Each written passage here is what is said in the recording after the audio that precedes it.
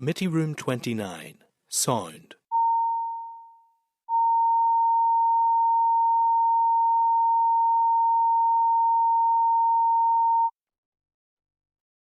Committee Room 29, Sound.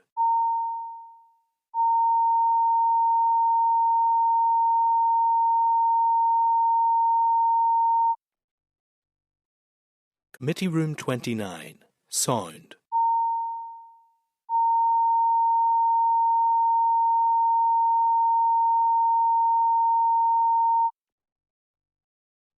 Committee Room 29, Sound.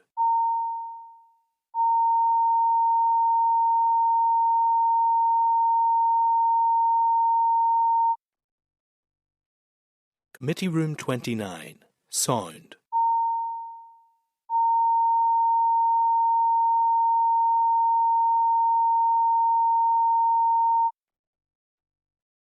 Committee Room 29, Sound.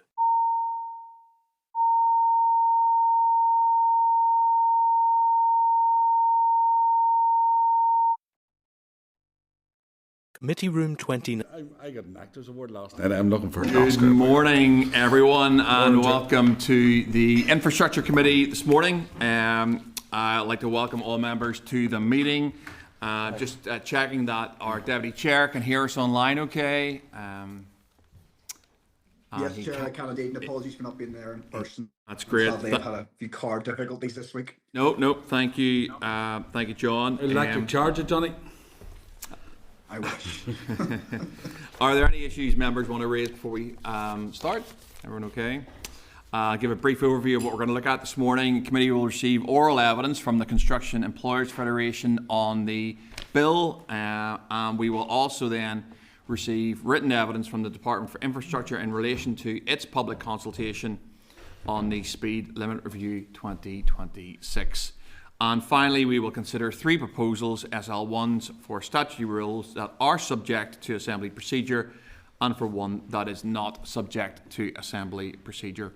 For those in attendance in the public gallery, you're very welcome. You are permitted to use mobile phones.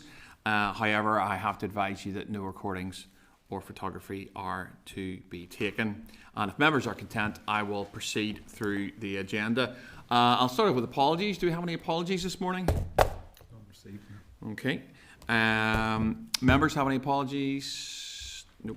That's fine. Declaration of interests. Just to remind members that if they have any interest they wish to declare, they can do so now, or they can do as the item arrives. Has anyone got anything they wish to declare now? Which takes us to item 3, which is chairperson's business. It's just the only thing I have this morning is just to draw your attention to the item on table papers. You may want to have just a quick look at it. It's on page 3 of table papers. Came in from David Fry.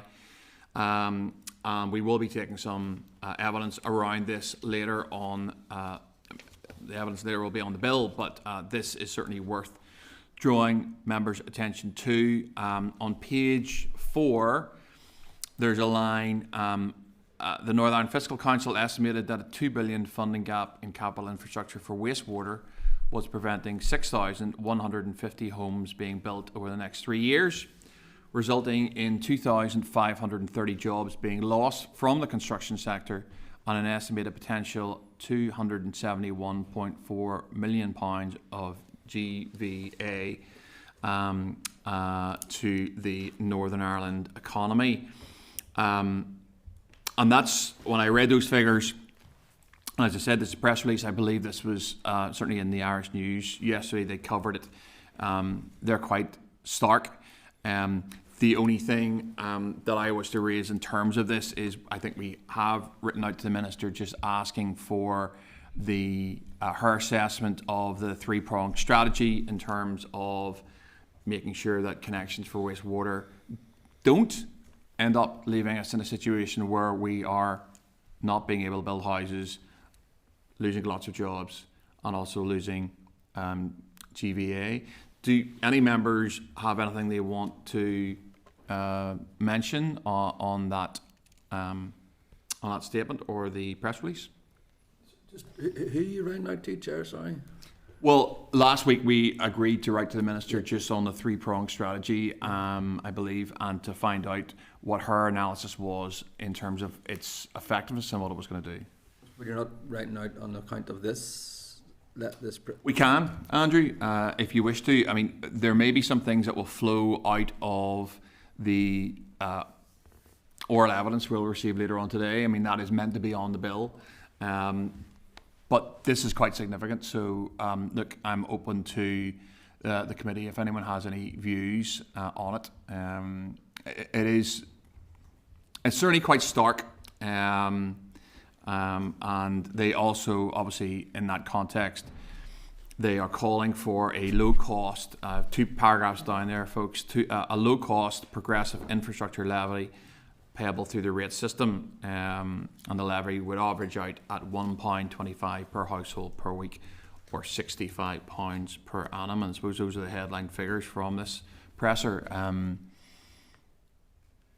The only question I'd have on the 6,000 homes, are they all in one particular area where the wastewater treatment plant's given bother, or are they spread over the whole area? That's a really good question, Harry. I believe there's been some mapping done. I'm pretty sure I've seen some stuff around it.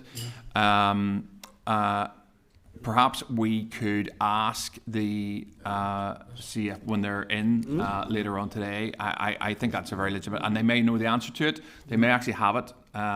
They may be able to provide it to us. Thank you. What Justin. presser specifically are you referring to? It's on Table Papers, Justin, and it's page 4 of Table Papers. Carl.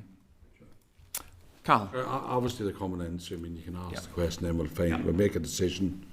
What obviously you're going to be writing to the department anyway after this presentation. I'm happy enough with that. Let's leave it. It's just if anyone had anything. Let's leave it then, and we'll make a decision. I think I agree with Carl, Mr. Boylan. I think the only thing I would nearly just add at this stage was it's labelled an infrastructure levy. Yep. But as we've said before here, it's a societal issue in departments or communities. It's probably a financial issue in that it's a levy. It probably goes through department, and it's an economic issue. We see the figures for the economy raised, if that makes sense. So without wanting to commit to anything at this stage, again, just to reiterate that it maybe goes beyond just the infrastructure minister, and actually, this is, as we all know in this committee, but maybe that it's quite a large issue that maybe other departments need to take cognizance of as well, Chair. Well, I agree, Andrew. I mean, I think the consequences of what we're describing lands in this committee. So I think it's a little bit nearly like a spider. Those spider's legs are stretching out into other areas. They're stretching into economy, certainly according to this research. So they're stretching out into economy, and it's certainly doing damage there. They're stretching out into employment. They're stretching out into the cost of housing, because we're not building enough houses. But I think the body of the spider, if I'm to finish off my analogy, sits here and obviously sits with the minister. But look, I'm happy, Carl, based on certainly what you said, if people don't have anything else that they want to raise, I think it's certainly an interesting thing. I think we could pick it up. Just to reiterate, the folks are coming in to talk about the bill. I think we do have some latitude to move that out a little. But just want to flag that up to members, because I thought that was quite stark. Draft minutes. People are content with that. We have the draft minutes of proceedings on the 14th of January, just to seek agreement that members are content with the minutes. And if members are content, I will sign them. Members happy enough? Okay. That's great. Matters arising. Just to remind members that the clerk was tasked with speaking with the PAC clerk on primacy in relation to road openings by utility companies. Just let members know that the PAC committee has a live inquiry on this topic, and I know we have a couple of PAC members on the committee. I need to seek agreement from committee to refrain from taking evidence on road openings by utility companies until it's released from primacy. And these are just procedures, folks, and it's just the way that things work. I also need to seek agreement to share all relevant correspondence on the subject with the PAC And if I can get that, I will then ask members a further question. Are members happy? Stephen? Sorry, Chair, should have declared interest earlier on the PAC. No, Stephen, you have in the past. I think we know that both yourself and Cahill are on that, so you're absolutely clear on that one. Can I seek committee agreement on those 2 points? Great. Yep. And then just ask members whether they have any other matters arising from the previous meeting that they want to raise. Any matters arising from last week? No, okay. So I'm going to take you to the main pack, and we're going to page 22, which is the core memo. Give me a wee second whilst I get there as well. Page 20 is a correspondence memo and the table. I will take committee through a couple of items, and then, as usual, what I will do is if there's something that that's there that you want to raise, I will absolutely take that at the end, but I want to sort of clear the stuff that I have, and then I will take anything that committee wants to raise. So at page 31, we have a response from the Minister for Infrastructure to Committee Core requesting further detail on the number of improvement notices issued by the Department for Utility Companies over the last 5 years, and I just need to seek committee agreement to note and advise members that this is now the subject of a PAC inquiry. Our committee agreed. At page 34, we have a response from the Minister for Infrastructure to committee correspondence requesting the Department's assessment of the efficacy of the planning system in supporting the development of the local economy. We are having our own, call it a mini inquiry if you wish, in terms of planning, and we're working through that, and we will bring you some stuff on that when the team have it. But just to seek agreement at this point to consider this in conjunction with oral evidence sessions in February, our committee agreed. Great. At page 39, we have a response from the Minister for Infrastructure to committee correspondence providing an update on the Barmouth moles at Castle Rock Port Stewart project. And I just need to seek committee agreement to write back to the Minister to ask what additional funds will be needed from the Department for the project and what funds will be provided from elsewhere. Our committee agreed. Agreed. At page 43, I have a response from the Minister for Infrastructure to committee correspondence providing an update in relation to the road traffic accidents at Ballymuscall Road, Winnie Hill Junction at Craigantlet. And I just need to seek agreement to forward to the individual who brought this matter to the attention of the committee. Our committee agreed. Great. At page 47, we have the monthly updated figures on Belfast City Centre congestion for December 2026.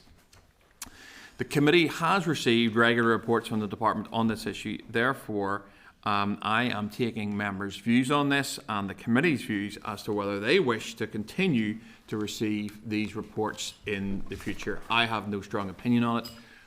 It's up to the committee. Do you want to keep asking the department for these reports, or are you content to stop? Sure. I'd be content to continue receiving them. I think they're quite helpful to have, given how the congestion can peak and diminish at random times of the year. So it's helpful to have that in our packs. Do we have any other views? Peter, I'm sure it's an interest to you being a Belfast MLA in particular. So we will continue to receive the reports from the department then.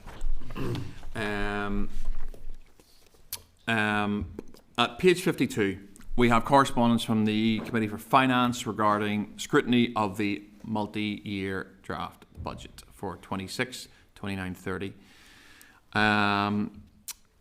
Just to note, the current draft budget published by the Minister of Finance has not yet been agreed by the Executive and is therefore likely to change.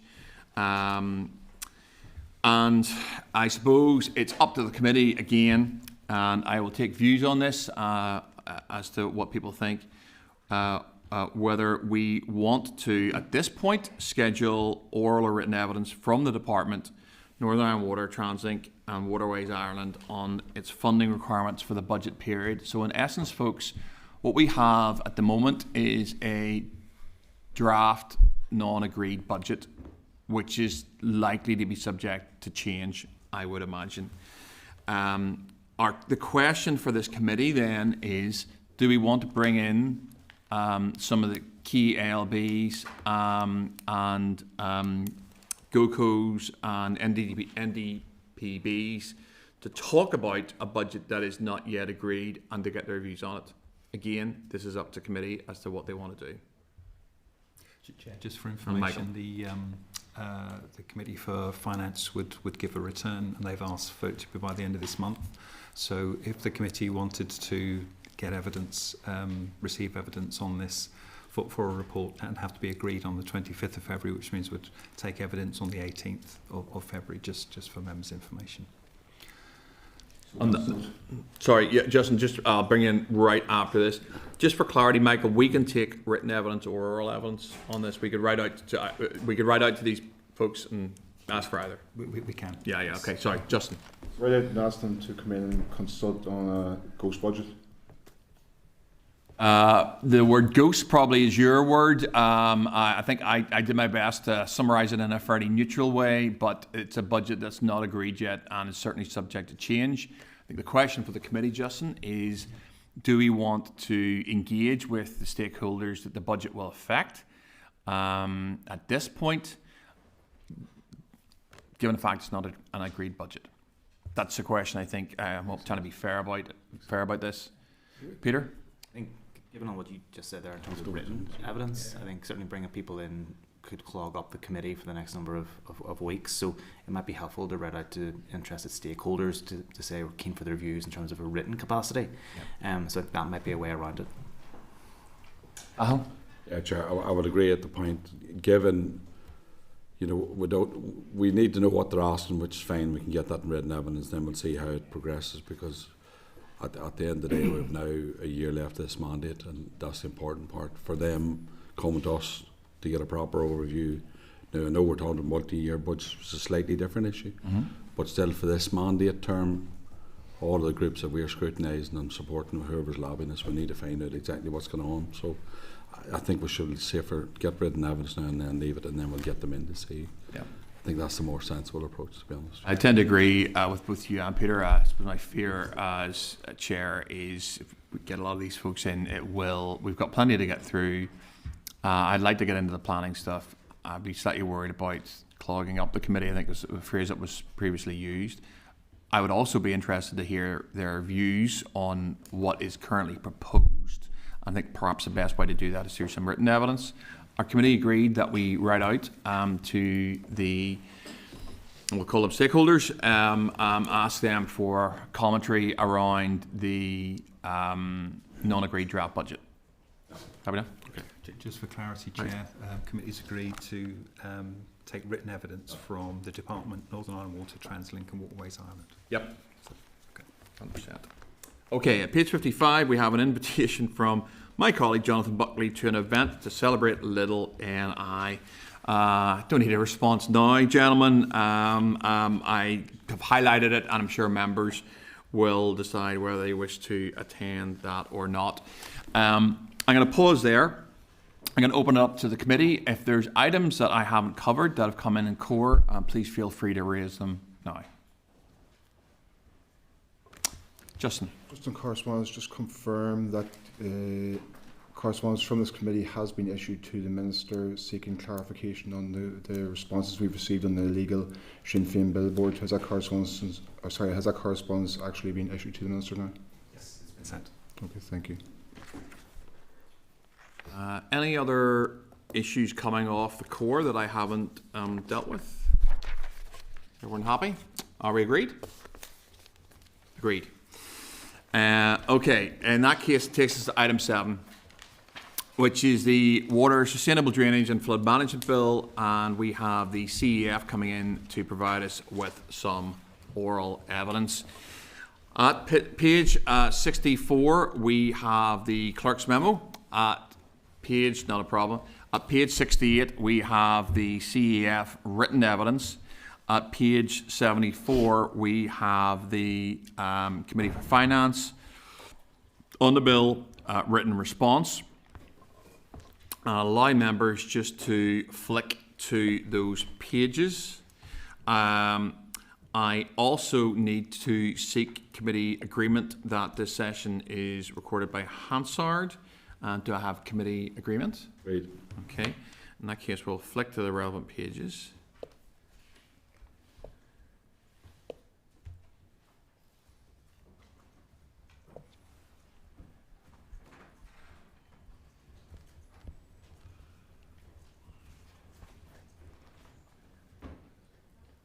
We're just waiting for the witnesses to come in.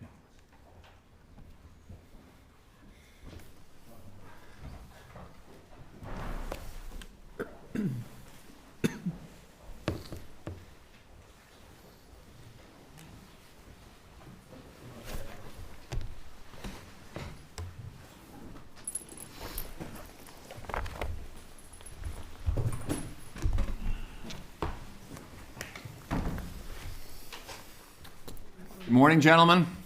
You're all very, very welcome. I'll let you get settled.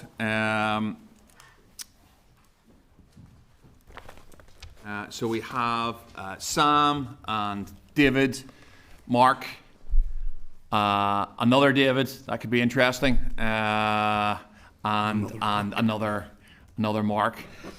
Okay, so Sam, you're the outlier today with 2 Davids and 2 Marks. If we were in my daughter's school, it would be David F and David M is the way that's done in post-primaries, but we'll see if we can get through that. Mark, you're in the middle. We're in your hands, and you can provide your written evidence whenever you want, up to 10 minutes, and then, as you know, we will probably give you a few questions. Thank you, Chair, and thank you, members, for inviting us along this morning, and I'll try and keep my opening statement to more like 2 or 3 minutes. Thank you for the opportunity today to give evidence on Water, Sustainable Drainage and Flood Management Bill. As you say, I'm Mark Spence. I'm Chief Executive of Construction Employers Federation. With me today, I'm joined by David Magee from Antrim Construction, Sam McKee from Turley, Mark Hardy from Marrac Design, and David Fry from CEF. You'll be familiar with the team from the visit you had in December to Antrim Construction's Belmont Hall development in Antrim. We are supportive of the introduction of the bill and look forward to its passage as an act before the end of the Assembly mandate. Specifically on the subject of SUDs, it is our strong view that done rightly, this can provide much better amenity for homeowners and occupiers. Reflecting on the separate consultation being undertaken by DFI on SUDs guidance, we note that this bill has the intent of giving DFI the power to mandate soft SUDs, and that therefore the importance of the guidance consultation and others that will follow must be a major focus of this committee beyond the end of its bill scrutiny, as this is where the more fundamental issues will be considered. From our engagement with DFI officials, we believe that those areas of most significance can be narrowed down to the following. Firstly, who should be the SUDS approval body? Notwithstanding the good intentions of the Stormwater Management Group, the timescales of its processes with respect to the existing soft SUDS pilots were too long.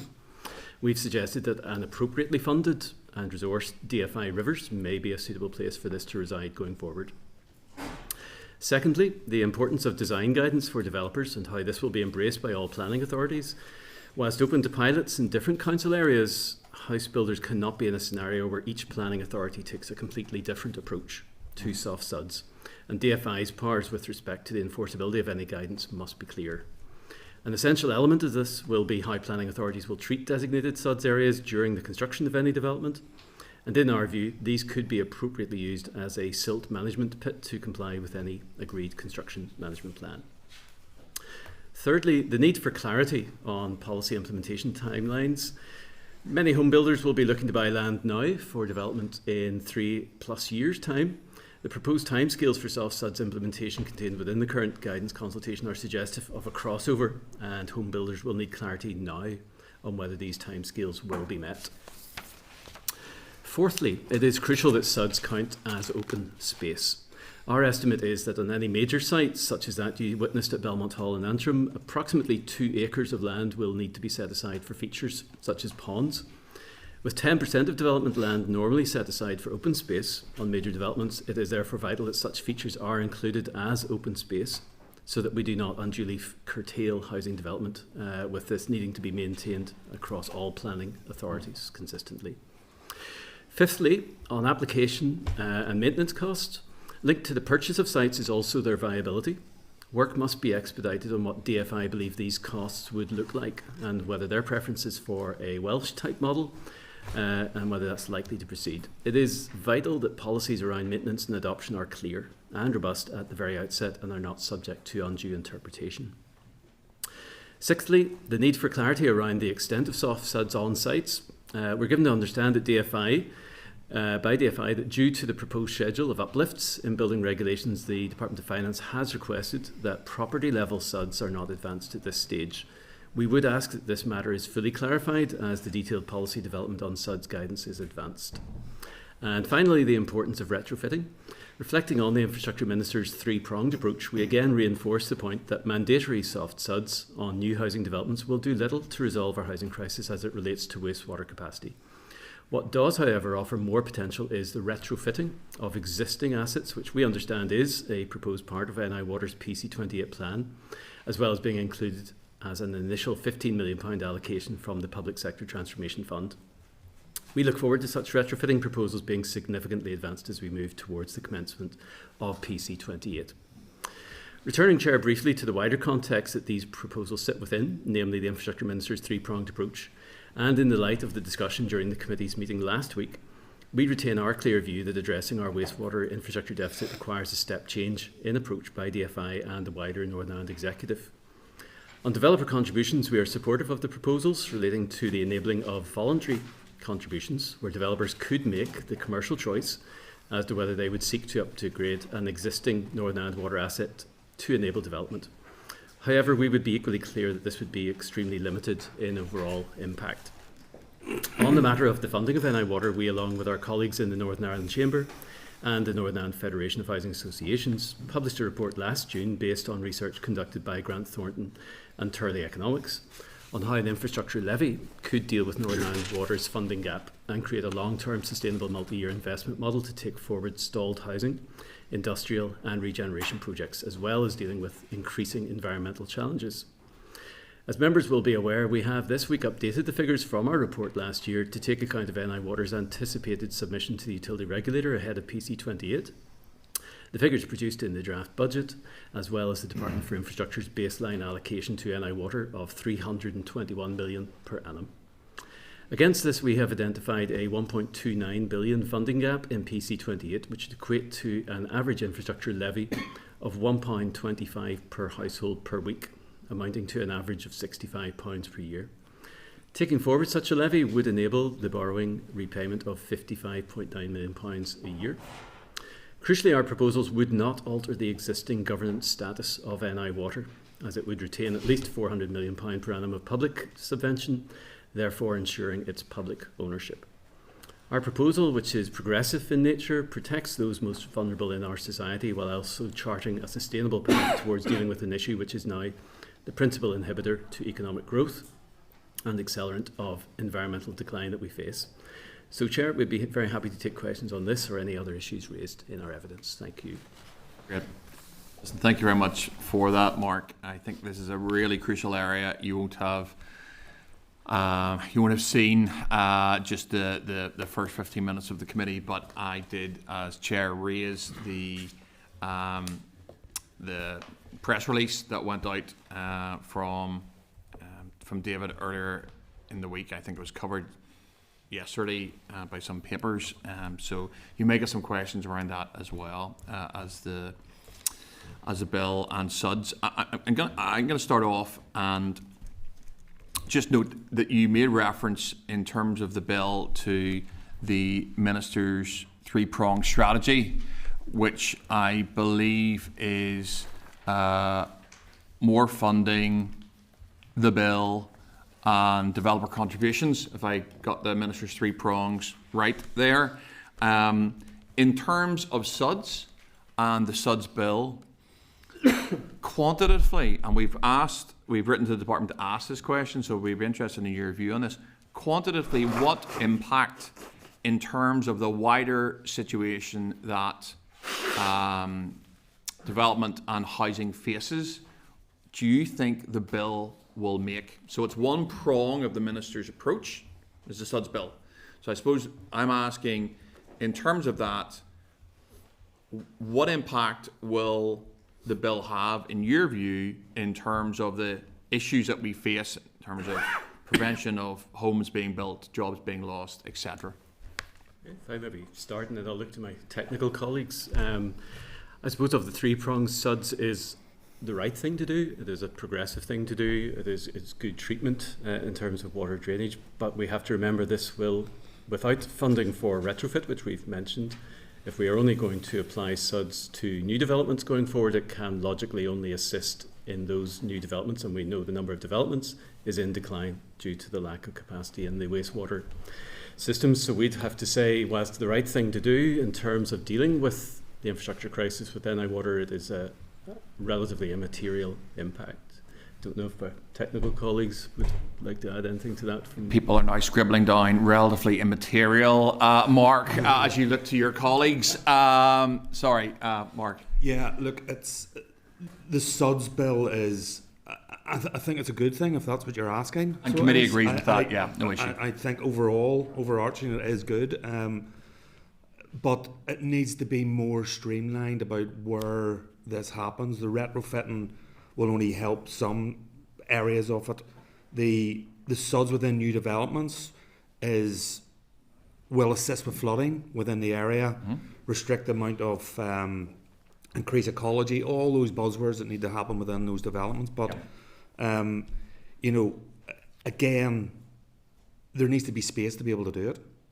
There needs to be the area available to be able to do it. There needs to be the level to be able to do it. So it doesn't work with every site, but it's certainly something that we would say would help with those new developments, but it won't help the infrastructure issue, as in the wastewater issue. I think that's the clear denotion that we need to make sure that that's aware. With the new developments, we've always been doing separate systems, so there's been never that increased pressure put in the wastewater infrastructure, but the retrofitting would be the bit that you'd be looking at to assist in areas that it would be fitting to do that. It would.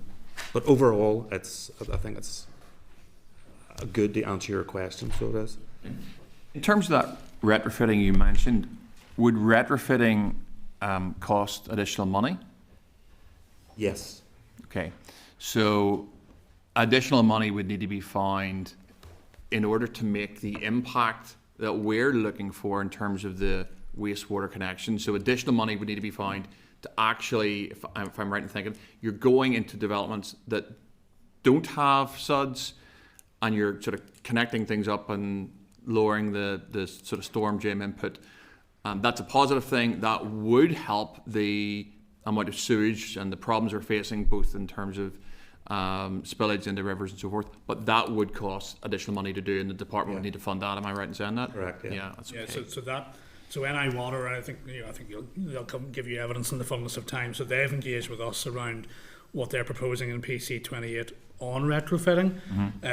It is quite costly work because effectively you're going into existing urban areas and bringing forward a solution to deal with stormwater.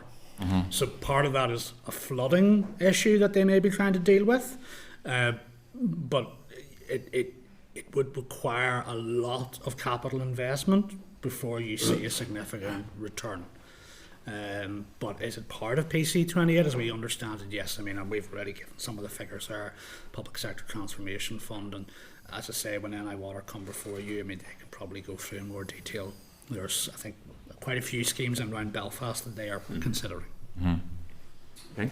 I'm going to ask you, we did cover it in, I raised it in Chair's Business. I'm going to read some of the pressure that we have here and just ask you maybe to elucidate a little bit on it and the seriousness of it, because it is fairly serious.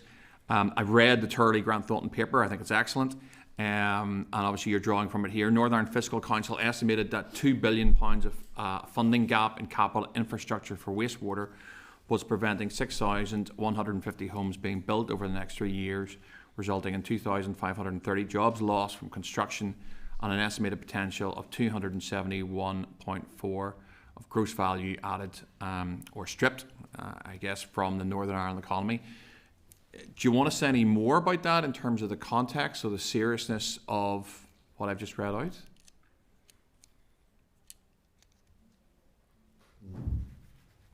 I think the report's fairly clear about the impact. I suppose the messaging out of that, we can talk about the challenges that we face here, or we can talk about the opportunities for the economy. And I think our concern, and as you know, the collective group involves Northern Ireland Chamber, the Federation of Housing Associations, and more recently now we're also working with Manufacturing NI and Chartered Institute of Housing.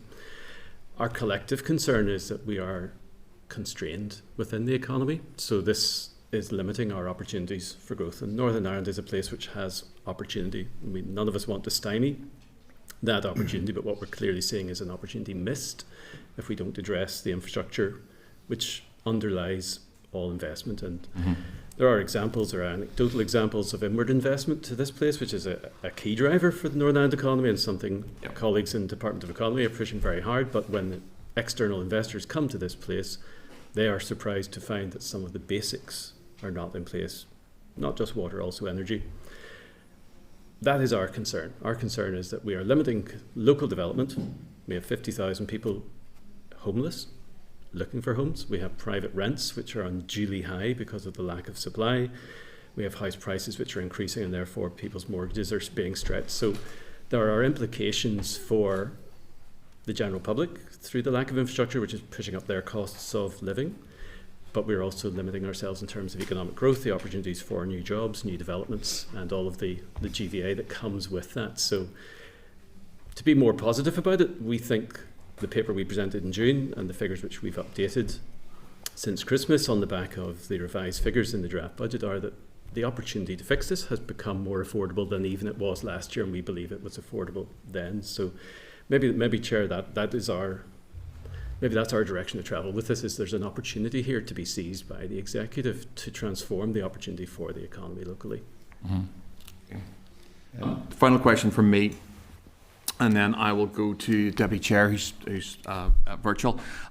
There was a press report by, I think, Sam McBride over, I think it was a Christmas period, and Sam had done some work in terms of this issue and wider issues, and focused in on the Minister, and had obviously highlighted the fact that very often the Minister will say in response to questions around funding that it's the British government's fault that there's not more funding in this place. Now, leaving aside the rights or wrongs of the argument that she's making it there, I think it's in response to 132 Assembly questions that she used that phrase. The funding gap that you have identified, if I'm correct, is 1.29 billion for the next price control. Is that right? Mm-hmm. In your professional opinion, how likely is it that if the Northern Ireland Executive went to Treasury and said, look, we just like 1.29 billion, we have a bit of problem with our wastewater, how likely do you think Treasury are going to say, yes, that's fine, there's your 1.29 billion, or is there something else that needs to be done in order to try and fix this problem, which I think everyone would agree does need fixed? I mean, we can always ask the Treasury for more money, and there have been, arrangements over the last decade that have enabled, one-off tranches of money to be set aside, like 500 million for shared education and shared housing over 10 years, a lot of which has ended up funding the Stroll Shared Education Campus. So there are examples of that. What we've simply tried to do is we've looked at the figures in the draft budget. We see that the Northern Ireland Executive is aiming to spend around about £2.5 billion on capital for each of the next 4 financial years. We've taken away from that the Executive's earmarked allocations, and on the DFI one, I think DFI next year are due to be allocated about £960 million, which is a lot of money, yes. Once you remove the earmarked allocations, you make a significant allocation to road maintenance, you fund the remaining NI water gap next year, you're left with about £200 million. Now, to put that in context, TransLink this year received 230. We haven't even included DFI Rivers. And additionally, there will be contractual commitments in there that DFI have to meet. We don't know what quantum those are, but that's probably like DVA test centres, I think 2 of which are currently in construction. So we've taken that, we've looked at NI Water's price control, taken into account DFI have said 321 million baseline for each of the years, taken into account NI Water's proposed figures, and we've worked out that there's a gap over that PC28 period of 1.29 billion. Ideally, yes, the block grant funds that. That's the ideal solution. Our view is it's not realistic at this juncture to see that happening. The evidence base for that, as far as we were concerned, would be PC15 was underfunded by 800 million. PC21, not the midterm review, the original PC21 plan will be underfunded by 800 million. So that has shifted effectively all of the Living with Water programme in Belfast and many other schemes into the next price control, where they will be of a magnitude more expensive. And if you begin PC28 without knowing that long-term funding picture, then the really big capital schemes, Kinniger an example, which probably now is in the order of £200 million, if you begin PC28 without knowing your full funding picture, then you're not delivering a Kinniger, because Kinniger only gets completed in 2033. So that's why we try to break this down as much as we can. It's not in any way to dismiss the efforts that the Infrastructure Minister and her predecessor have made, but even in for instance, the Newry example, where I think there's £26 million of investment going in, that still, and if you looked at the report the other day that was published about the Newry corridor, once Newry has exhausted capacity again, you're still facing with having to do an £120 million rebuild of the existing wastewater facility. Okay, listen, that's great, and I don't want to probably ask about another 8 questions, but eventually I'd have a rebellion on the committee if I was to do that. I'm going to hand over to John, who's Deputy Chair and joining us virtually. John. Thank you, Chair and gentlemen. Can you hear me okay? Can indeed. Yeah, thank you. Apologies for not being with you in person today, but thank you for your honest and frank assessment of the bill and the impact that it will have on our wastewater capacity so far. Can I thank you as well for the opportunity to meet at Antrim and for the site visit to the SUD site there. I think it was very informative, very useful to see it and get hands-on, so appreciate that as well. Just in the submission, and on that day, you talked about the need for clear, consistent and enforceable guidance across all planning authorities when it came to SUDs. I know you talked about this briefly in the presentation initially, but could you just expand on just how important that is and experiences of construction companies and yourselves to date on how frustrating it has been with this process dealing with different policies being pursued by different planning authorities across the country? Well, I'm happy to take that. The process under construction went through to actually see the finished product on the ground. Started in 2018 and concluded the process in 2024. So we went from January 18 to August 24. That involved the Stormwater Management Group doing their assessment and risk management of the design. All the boxes being ticked during the first couple of years. Then we went into a planning process. It took another couple of years to sort of see the approval coming through. So that was a very difficult and painful process, to be quite truthful, for a construction company. I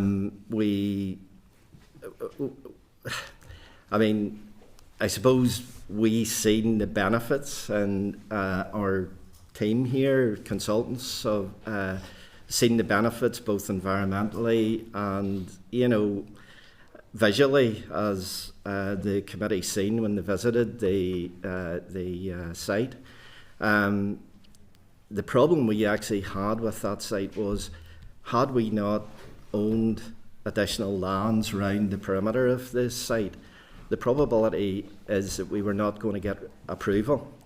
And that was just simply down to a planning view that it could not be deemed open space. And I think now that we see it on the ground, I would like to think any policies that are going to come forward will accept that basins of this type, that are well presented can contribute to the open space requirement for new developments. So. Maybe just to add to that, the department's consultation document rightly outlines the need for clear guidance, and certainly in the areas of design standards, approval processes and maintenance arrangements, and I suppose that is currently a gap. Now what we do see is, I think there's 6 plan strategies now adopted across councils, with more coming, and all endorse the use of soft suds, which we welcome. We've said that already. But what we do need is the clear guidance in addition to that, so that everybody knows what the design standard is, we know who the approval body is, and we ultimately know then what the maintenance arrangement will be, so that can all be understood and costed in advance of bringing forward a new development. So the need for that policy is absolutely critical. Yeah, thanks for that, Sam. I mean, I think the experiences of under construction just stress just how poor the process is to date. I get probably that the experiences of the planners and the stormwater management group were maybe quite hesitant around this, maybe a fear of the unknown potentially. I'm not entirely sure. Maybe you'll shed light on that, but that consistent approach is undoubtedly required here. Are there any areas across these islands or elsewhere that you would point to that the department would be advised to look at in terms of a best practice model and how things work well elsewhere that we could potentially bring here and copy the best of and learn from the worst of? I can answer that one, John, if you'd wish. Thank you. We've been involved in quite a few sub-basins in different areas, and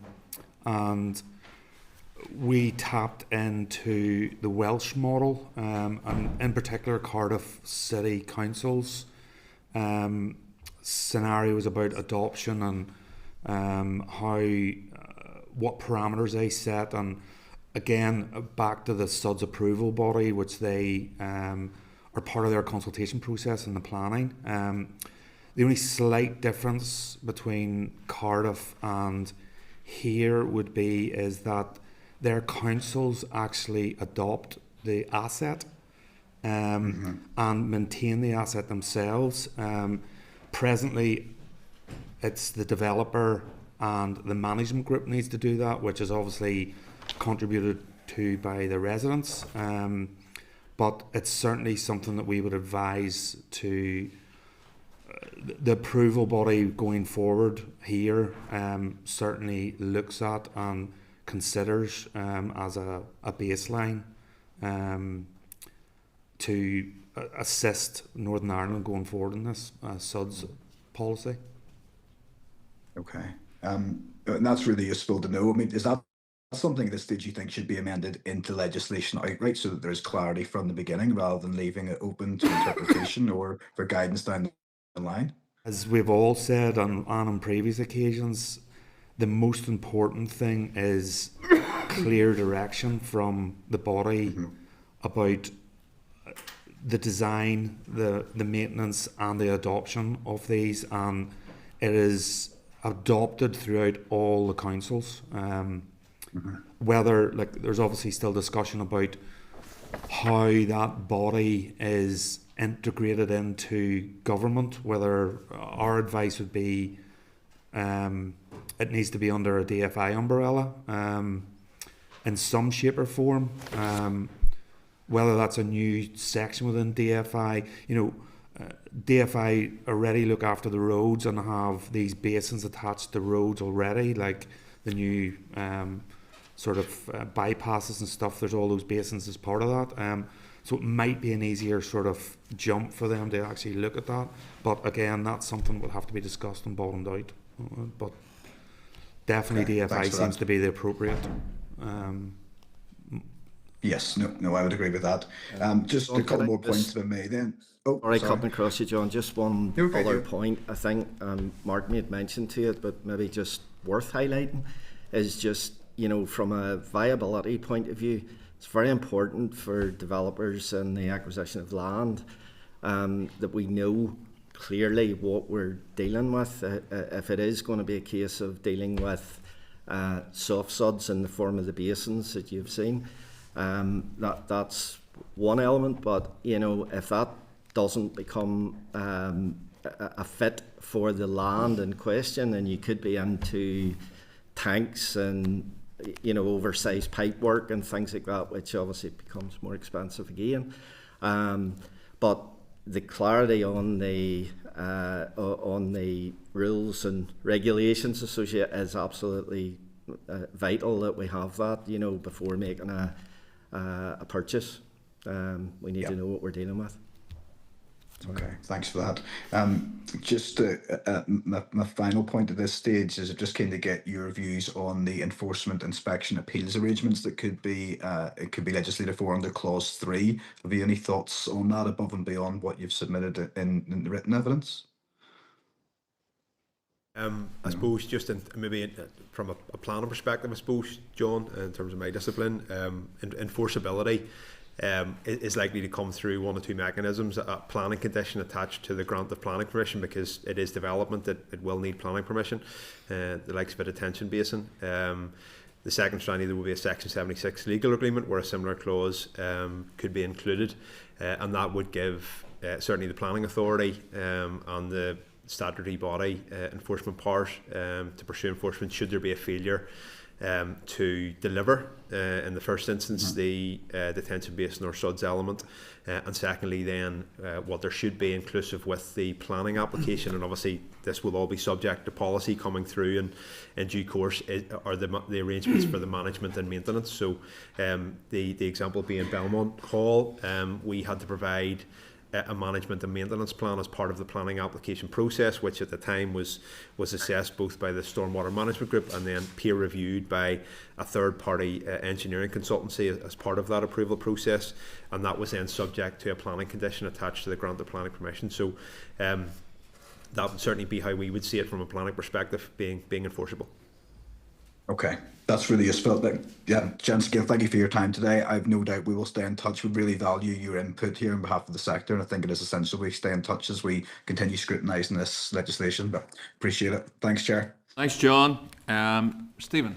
Thank you, Chair. Thank you, gentlemen, for your coming again and your detailed evidence to date. I know how passionate you all are and the expertise that you bring to the table as well, so that's appreciated. And I suppose outlining again the scale of the challenge that we face and the crisis, I think, is a word that has been mentioned. I think that is accurate to where we are at the minute within the construction and wastewater situation. Just a couple of points around the approval body. I know I think I do concur that having the one overarching body in DFI rivers would be the ideal scenario.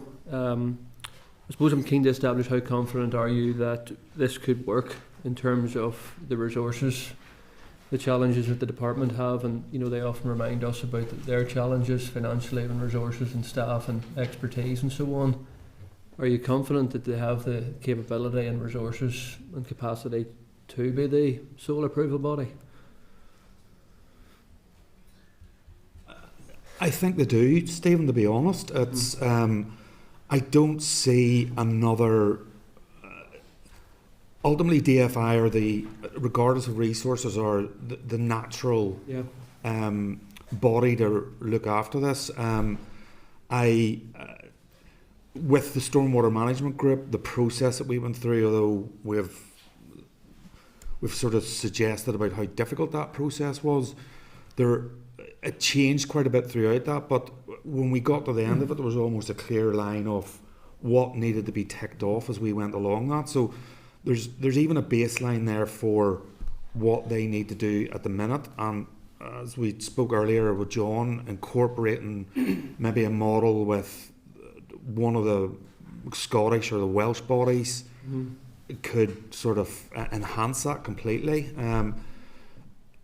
There's obviously going to need resources to be able to look at this, but there's obviously experts within DFI Rivers at the minute that we liaise with on a regular basis as part of the Stormwater Management Group, and they had a clear understanding of what needed to be done and what needed to be signed off. It just wasn't, there was no mechanism for the approval, I think, is what the body will hopefully finalise that detail.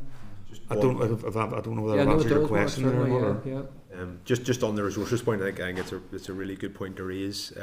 When you look at the Department's statutory consultation annual performance report, so it was published in October 2025, but reflected the statistics from 2023-24. DFI Rivers were responding to major planning applications on time 57% of the time, and for local planning applications 61% of the time. So there's room for improvement there, and what we wouldn't want is for additional expectations placed on DFI Rivers being the assessment of SUDs without appropriate resources being supplied as well. There's certainly a gap there at the minute, certainly. But no, and then that leads me on to the other point around the 11 councils, and you've touched upon that in your evidence there, around how you'd be open to pilots in different council areas, but home builders can't be in a scenario where each planning authority takes a completely different approach. And I suppose sometimes we can see 11 different approaches, and I know yourselves will have seen that across Northern Ireland, the different approaches, whether it's a small scale extension to a home or a major development. So I suppose does that give you any concerns around linking in with the SUDs, around that differentiation that exists? I think it puts a very fine point on the need for clear guidance, so that the approval body it establishes the clear guidance that we all have to design to maintain to, and if that's the case, all of the councils should be looking to the expert consultee, well, that's DFI Rivers or another, and I think for us that's where you would remove the potential for differentiation and assessment.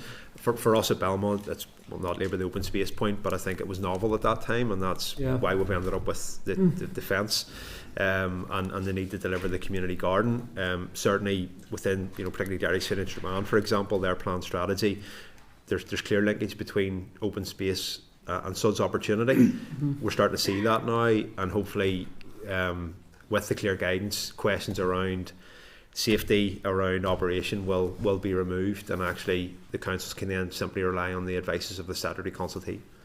Okay. No, thank you for that. Just final point then around maintenance costs and going forward, and I suppose that gives me some concern when you see it in developments right across the country where it's great when they're all built, but when the developer moves out and rightly moves on to another job, homeowners then can often be left where there's issues even around ownership and grass and maintenance, and when DFI, often it's very difficult to get them to adopt them fully. So I suppose it's just establishing how that'll work and how you say it'll work. Will it be the homeowners that will just pay, their annual fee will be increased in terms of a maintenance, because it's all very well when the SUD's in place for the first year or so, but you folks know better than any of us about the need for maintenance and the engineering aspect of that as well. So is there any concerns around that? I think it's dependent on whether how the SUD's approval body or whatever mechanism, whatever department is going to be responsible, not maybe for the adoption, but the actual overarching, whether they take that in, and whether the council, whether you adopt maybe the Welsh model, that the council actually look after it, or whether it's maintained by within a management company within the development. That's where the differences can come into play. Absolutely. ACC, obviously, there's Belmont at the minute is working quite successfully with that. Do you know what I mean? And the current management company are well experienced in dealing with these things throughout the UK. So they had their own maintenance policy in place about how to deal with this and such. So there was an easier transfer. David might be able to expand on that a bit more. Just following on from that, we work with a company called Greenbuild, who are very experienced with the maintenance of SUDS basins and ponds and all sorts of different permutations of SUDS.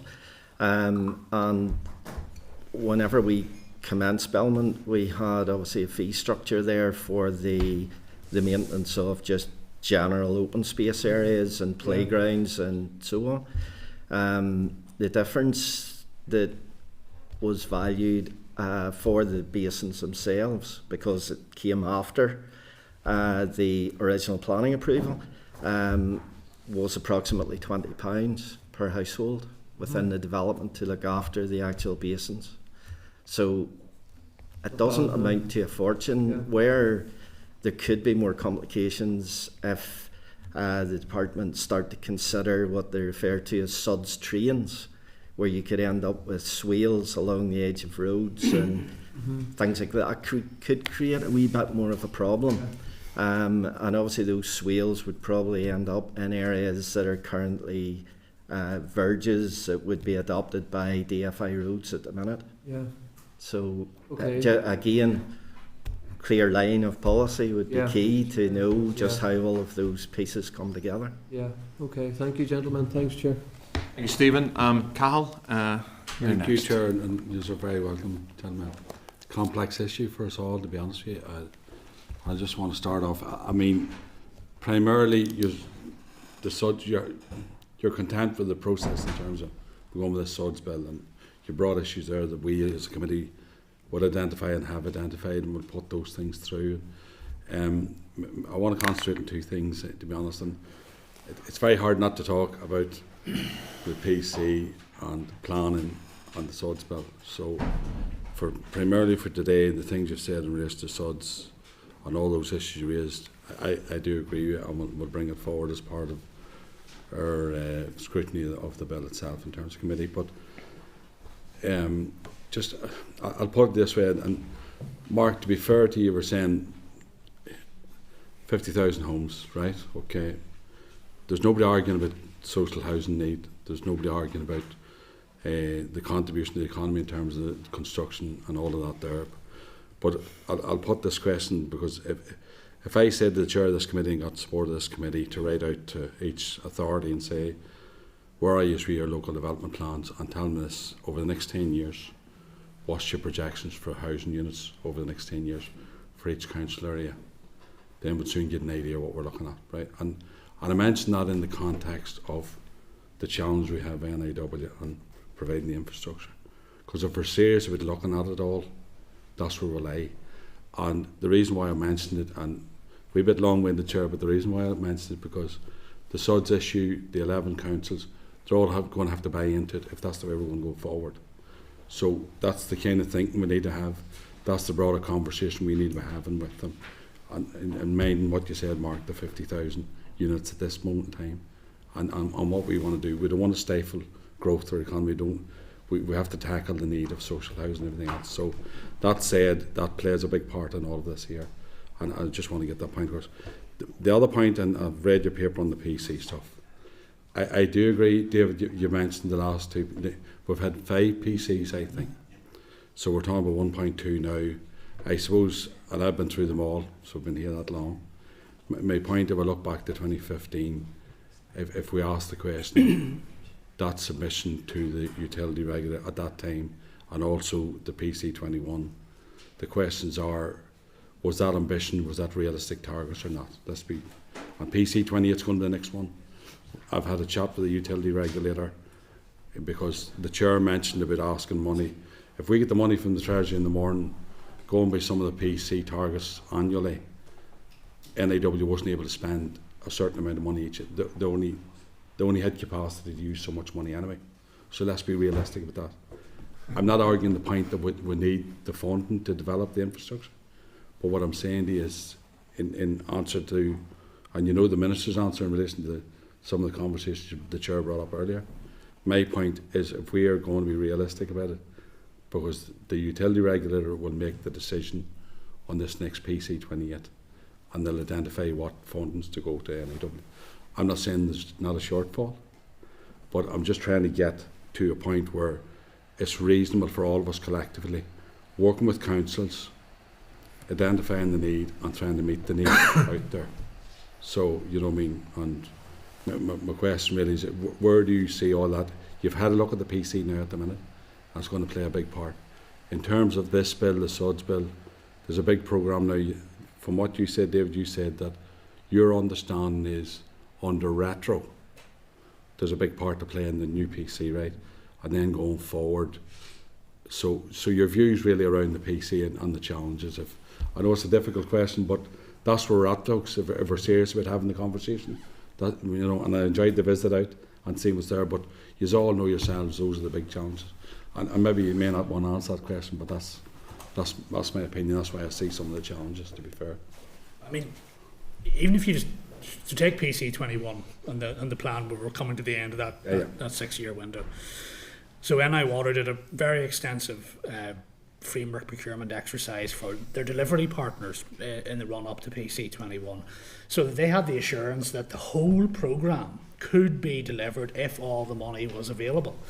And the civil engineering sector stepped up.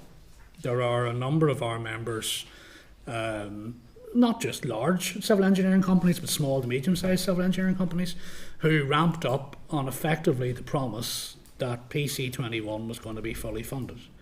There is one particular company who would have anticipated from major projects as part of PC21 around about an £80 million turnover a year. They ended up receiving nothing. So they ramped up on the basis of being told PC21. So the PCs, in one sense, they're very useful because they give you that. We always talk about the pipeline. They give you the pipeline. But if you start that pipeline without the funding certainty, you will eventually run into an issue. And I suppose one of the issues going forward as we approach PC28 is this coming autumn, NI Water will start to engage with our members about the next framework. And you have a lot of civil engineering contractors there who are all local, employing your local constituents, etc., who will be looking at that PC28 and they will say, is PC28, the figures, which we understand NI Water's ask is about 2.9 billion over 5 years. Mm-hmm. Is PC28 any more deliverable than PC21?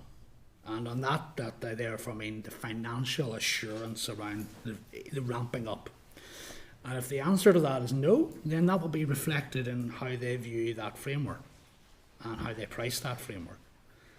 And that's the nature of how these contractors are delivering frameworks in Britain, in the south, that have an assurance not just of pipeline but also critically of funding. We've seen a lot of our civils members move into the south to deliver works for Irish Water, and because they have a similar type of work to be done, but they can tell you right now, listen, I know how much we're going to be funding this in a decade. They can effectively give that guarantee with their frameworks. We can't. I don't see how right now on the current.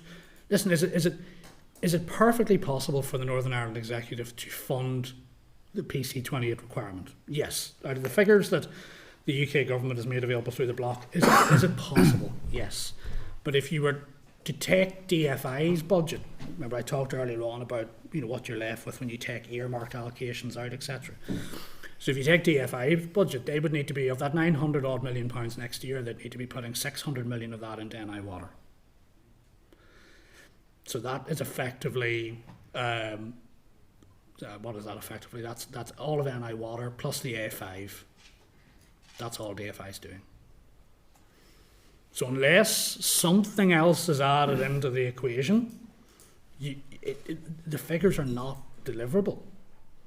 Now, it's a different question about the capacity of the construction sector, and there is not an issue. So, but it's those people approaching this and going, yeah, but is that going to happen? And I appreciate it, and that's why I put it in. It's a difficult one, with some latitude, because all of us here will see this thing and they'll think this is okay. So NAW produce a PC28 and they'll ask for 3 billion. Now, I'm saying to you, and you may not be able to answer it, but it's a job for us as a scrutiny committee to make sure that factually, and that's database and data and evidence driven, that's factually correct. That's all my point I'm saying to you. I'm not arguing the toss, but you have a big part to play in that because you have a job of work to do to contribute to the economy and meet the housing need, which is fine. Nobody's arguing that point. But my final point, because I could talk about this subject all day, see in terms of, and it is an issue, because I remember the old, I just can't remember the number of the PPS it was. It's now the open space one. It was those days we done a PPS, but it's now in the SPPS over collectively. You obviously have concerns about that open space policies now and how that all. We need a further conversation with that, or is that solely down to council driven, or what's your views on that? I just want to ask about that because I've some sympathy in terms of, because we argue for open space in terms of housing and all of that. It was a broader conversation in those days, but just your views on that. Yeah. Whoever. So PPS 8, I think, is what you're referring to, Right, open it's space back sport in the day, and yeah. outdoor recreation. Yeah, So sorry. it was published in 2004. So we probably weren't doing a great deal in regard to soft suds at that time, all hard suds, and I know we still do a lot of that. But it didn't really grasp suds. It had a fairly broad typology of what open space could be, but didn't include suds within that. And I suppose again it goes back to this sort of guidance and policy point that we need to be very clear on that suds can and should be part of the delivery of open space within a given development, should contribute to your 10 or 15% requirement in accordance with each of the council's plan strategies. The councils and the direction of the plan strategies we've seen adopted do embrace suds forming part of open space, but the problem we have is that next layer of clear policy and guidance that says you don't need a fence for a detention basin. Here's how we think you could add biodiversity value, for example, through a planting scheme, which Antrim Construction, to their credit, worked very hard on at Belmont Hall, given its relationship to the 6 Mile Water River and its strong ecology. I think, again, we've said it a number of times, it all comes back just to the policy and the guidance being very, very clear. The plan strategies are set up that policy can speak to it, but it needs to come through the approval body, if that's DFI Rivers or a component of. And just final point, and obviously the suds bill as well, that you need the clear guidance and elements to that as well. Thank you very much, Chair, for that latitude there. Thank you. No problems, Cahill. Special latitude for you. Next up is Andrew. Thank you, Chair. Hopefully I'll not require too much latitude. I didn't speak last week. You're making up your quota. Just, I suppose, the first question really is just bringing it back to the actual bill here, if that makes sense. I suppose, are there any definitions or clauses or, in reading the bill that need clarified, that you're reading? Obviously we're going through it and we'll have sessions on it, but are there any things that from your end, we're obviously here to get evidence from you on this bill, is there anything from your end that is curious or needs specific looked at? No. I think, broadly speaking, the focus really for us is, and with credit to the DFI officials who have taken forward the consultation on the initial guidance consultation, that's where our main focus is. It's those guidance consultations. We've had one. I think there's at least probably another one. We'll and to give them absolute credit, they have worked with us very closely from the outset in this process. They were on the site visit. They were on a previous site visit too. So where the bill is in effect giving them the power to lay the guidance for soft suds, I think a lot of our focus really will be on how that guidance evolves. But for the purposes of the bill, just in and of itself, no, there's that we would be happy with it as is, with the caveat, as we said in our evidence, that the guidance will need to be kept a keen eye on as it moves forward. Right. Yeah, no, I remember that site visit, and in the nicest possible way, I still get a cold shiver. It was a very cold day, so but there we go. Even in my nice warm jacket. There's a microclimate in Antrim, Andrew. Yep. I remember that day. Absolutely, I remember that. When it comes to, again, bringing it back to the retrofitting, we've talked a wee bit about the open space and all the rest of it, and again, very supportive of open space and play space and all the rest of it, so happy to take it. But when it comes to the retrofitting, I mean, how, nearly aside from the costs, how viable is that given the spatial squeeze we have in our cities, towns, villages? I do speak to residents who are concerned about developments and drainage and all the rest of it, so you actually see this as a way to help, but I'm just, how practical is it? It really only work in areas that there is green space, when you have that available area, and that it's taken, that it's not encroaching on that already open space at the minute. So it is. It is possible, but it's limited to where it could be, is probably the best way to put it. Yeah, I think as I say, leave it to NI Water probably to give you. They'd certainly shared with us some of the proposals that they would be putting into PC 28 for retrofitting. A lot of it is focused on areas where there is or has been a relatively significant flooding issue in the past with stormwater. So where this is where what we're doing at Belmont Hall is dealing with stormwater. This is a retrofitting to also deal with stormwater. I think they've talked to us. I mean, sort of as an example, like in South Belfast, Cranmore Park is in South Belfast. There's been quite significant flooding issues in the general residential area around that part of the Lisburn Road for a very long period of time. So I think Cranmore Park was something they were looking at too. In effect, is there a way of offsetting some stormwater through Cranmore Park? But that's again, it will help at the fringes, but it is quite intensive equally. Could I just follow on from that? We need to be careful not to mix the soft suds that you've seen in Belmont in the retrofitting as well. There's options here for probably hard engineered solutions, which would require extracting stormwater from the combined systems at the minute and holding them in tanks or pipes, oversized pipes, and then slow releasing those through hydro brakes. That's another way of extracting the storm water out of the combined sewer system, and that in itself will help. We find ourselves at the minute in advance of putting even planning applications in order to sell the development that we would be proposing. Find yourself going around towns now looking at areas where there are combined sewers and trying to come up with schemes to introduce some stormwater pipes and slow release the water then so that it does free up capacity for the foul water solely. So I'm just making the point, we need to be careful that the soft suds, the basins and ponds aren't perhaps the retrofit. There are other options. Final question, Chair. Just in your, I picked up when you were, I think it was Mr. Spence speaking, whenever there was reference to a three-pronged approach, there was, a step change required. I wasn't sure if that was in reference to the three-pronged approach or not.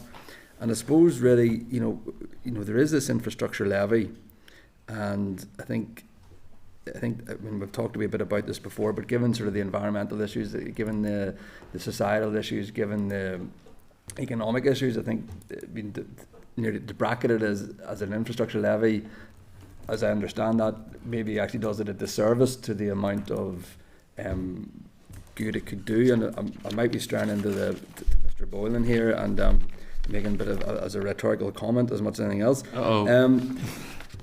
I should get it off your chest there, kid. And I suppose really, it's just really, how much would the infrastructure levy, we talk about we talk in other sectors of like a first move penalty, if that makes, whenever so the developer contributions in my head is a first mover penalty. We've seen the Minister of the Economy, when it comes to electricity connections, socialise the cost. We've seen the Minister for the Economy, breach that dam of raising, rates levels and such like. So it's really, what. The whole infrastructure levy, what's, give us a bit more expansion on that. Where does it need to run past, per se, and is there further clarifications? You did mention there, I think, whenever about it wouldn't impinge upon the borrowing or the governance structure wouldn't impinge upon. So, those are the it's the technicalities of it, and also just where it needs to go, and sort of your opinions on some of the things that were touched on there. Thank you, Chair, for your latitude. If I start on that, and the colleagues may jump in, when we looked at this last summer, we worked within certain parameters, and we've discussed the block grant being one of those. our opening position was, let's assume that there is no immediate extra money coming through the block grant and we have to find the money somewhere to do something. We estimated the gap between what had at that stage been agreed with the utility regulator as the absolute minimum that needs to be done to NI Water to fund all of their requirements. And we looked at possible mechanisms that would retain, and this was very important, the public ownership of NI Water. This was certainly never intended to resemble in any way, shape or form privatisation. We know that's not a viable option. There are no good examples of that being a viable option. What we were looking at then was mechanisms which would allow the collection of additional funds for NI Water across the general population whilst providing protections for the most vulnerable in society. That was the starting point. And the domestic rate system appears to be a viable mechanism for doing that. That mechanism already provides protections for the most vulnerable in society. Those on various benefits and those in social housing would be protected. It is also a progressive levy that we're proposing, so being on the valuation of the home, the house, it therefore is progressive in the sense that those in a lower value home would contribute less, and the figures which we've recently revised suggest that for the lowest value home with LPS at the moment, that would be 44 pence a week. That would rise to £3.90 a week, which is the current upper cap valuation of homes. And these again are all political decisions where that cap lies and how far that could go. But we're talking about an average of £1.25 per week per household, starting at 44 pence a week. To us, that felt fair. As I say, it provides protections. So there'll be elements of society who we would not expect to contribute to that at all. And that is fair and correct. It is progressive in the sense that those who are more affluent would pay more. That feels right and progressive to us as well. And on any level, 44 pence a week, £1.25 a week, or up to £3.90 a week feels affordable. In normal dialogue to most people, I think that would sound like an affordable solution. It's not to say any of this is easy. We think this is an easier option and process than setting up an alternative way to fund NI Water, in the sense that it's an existing government system for raising funds, and it is within the gift of the executive to do that. I suppose we took some comfort also from the draft budget, which has been proposed, where already a 5% increase has been proposed to the rates. We believe that's actually quite a bit more than we're proposing. So already what's proposed in the draft budget could fully fund what we're asking for and leave some aside for other general purposes, of which I know there are many. Every executive minister has pressures. We're not blind to that. But we do feel that this is such a fundamental underlying problem in our economy. This is a structural problem. We believe the proposal, and we're all about proposals, so it's easy to stand on the sidelines, I appreciate, and criticise the very hard work that the executive has to do. What we genuinely feel is we have brought a proposal forward which we think is worthy of discussion, shouldn't be dismissed. It's fair, progressive, affordable, and we think eminently doable and would bring benefits. So I suppose that was the thinking behind it, Andrew. Enough, Andrew? Yep, thank you, Chair. 100%. Harry, you're next. Thank you very much, Chair. I'm just thinking in terms of soft suds and the open spaces. It's the 10% open spaces that there must be. I really believe that that should be combined. And would you agree with me that in all cases it's all about underground works, heights, levels and flows, that any work can really be turned into an open space if the underground work is proper order? Would you agree with that? In what sense is underground work? Do you mean as in the pipe work and stuff like that? The there? pipe work and the flows and where everything goes. If the one that we looked at could easily the level that's existing could easily be raised to make it more usable, while what's underground is still happening the same. Yeah, it's possible if the site topography allows that. If it's a flat site, that's pretty difficult because Be raised, yeah, your pipework falls at a gradient, so that outlet would have to be deeper. So predominantly you're looking for a sloping site that it helps with a low point, where that natural water would migrate to and flow to. And yes, technically you could make it shallower, but then the surface area might be slightly bigger. So there's a balance with that, you know, but it is possible if that is the case, but it does come down to the site topography at the end of the day. And might be slightly more cost for below ground works too, but again, it will be a plus point for above. Yep, okay. In terms of conversations with DFI Rivers, did you feel they were content to adopt, you know, take on and be full charge of the soft suds? I think initially at the first point of the stormwater management group, there was, if I'm honest, there was no engagement or no decision, no forthcomingness to adopt anything. You know, it was, I think probably the most diplomatic way to put it is that it was a new, an uncharted territory we were going through, and there was a natural sort of apprehension about anybody making a decision.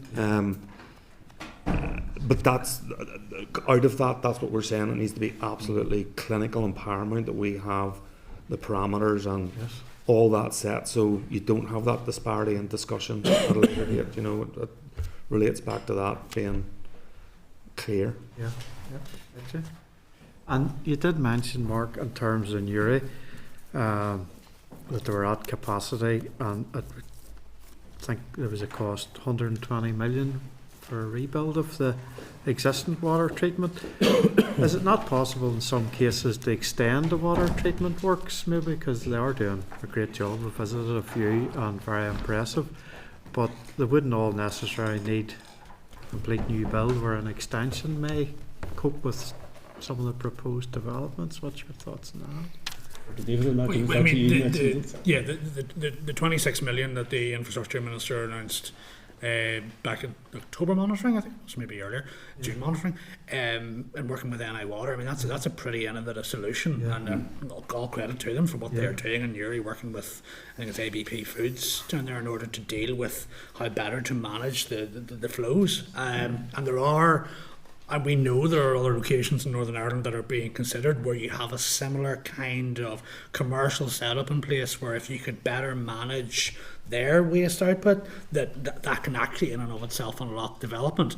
So what is being proposed in Newry, will it unlock development? Yes. We're still in a process right now, to be fair, of the contract delivery side of that. I think where construction has basically only really commenced in certain elements of that. It's probably next year, the year after, before we get into a point of really unlocking the housing element. But the difficulty with that is that when you do those kind of solutions, they can only deal with so much.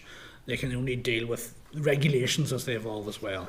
So if you go back to the original PC21 plan, the proposal in Newry was about £100 million scheme to effectively completely reopen Newry. When you exhaust the capacity that is being unlocked through this investment, you will go back to needing to do that scheme again, because you will have taken out what you can take out. And as you'd have to emphasise as well, the £107 million that is talked about today for a full Newry scheme, that's in today's prices. By the time you enter PC28, that's not £107 million anymore. And I suppose that gets back to our main point about the price controls, is that if we'd have been investing properly in PC15, something like Kinnegher Newry wouldn't need to cost you at least £107 million. Yeah, and that's just an example, you know. But equally, at the same time, is what is being proposed in Newry very innovative and incredibly helpful given the constrained circumstances we're in. Yeah, absolutely. Thank you very much. Thank you, Chair. Thank you, Harry. Militia. Fáilte Rolf, you're all very welcome here today. And very, very interesting just to hear your presentations and that as well. And I think a lot of ground in that has been covered.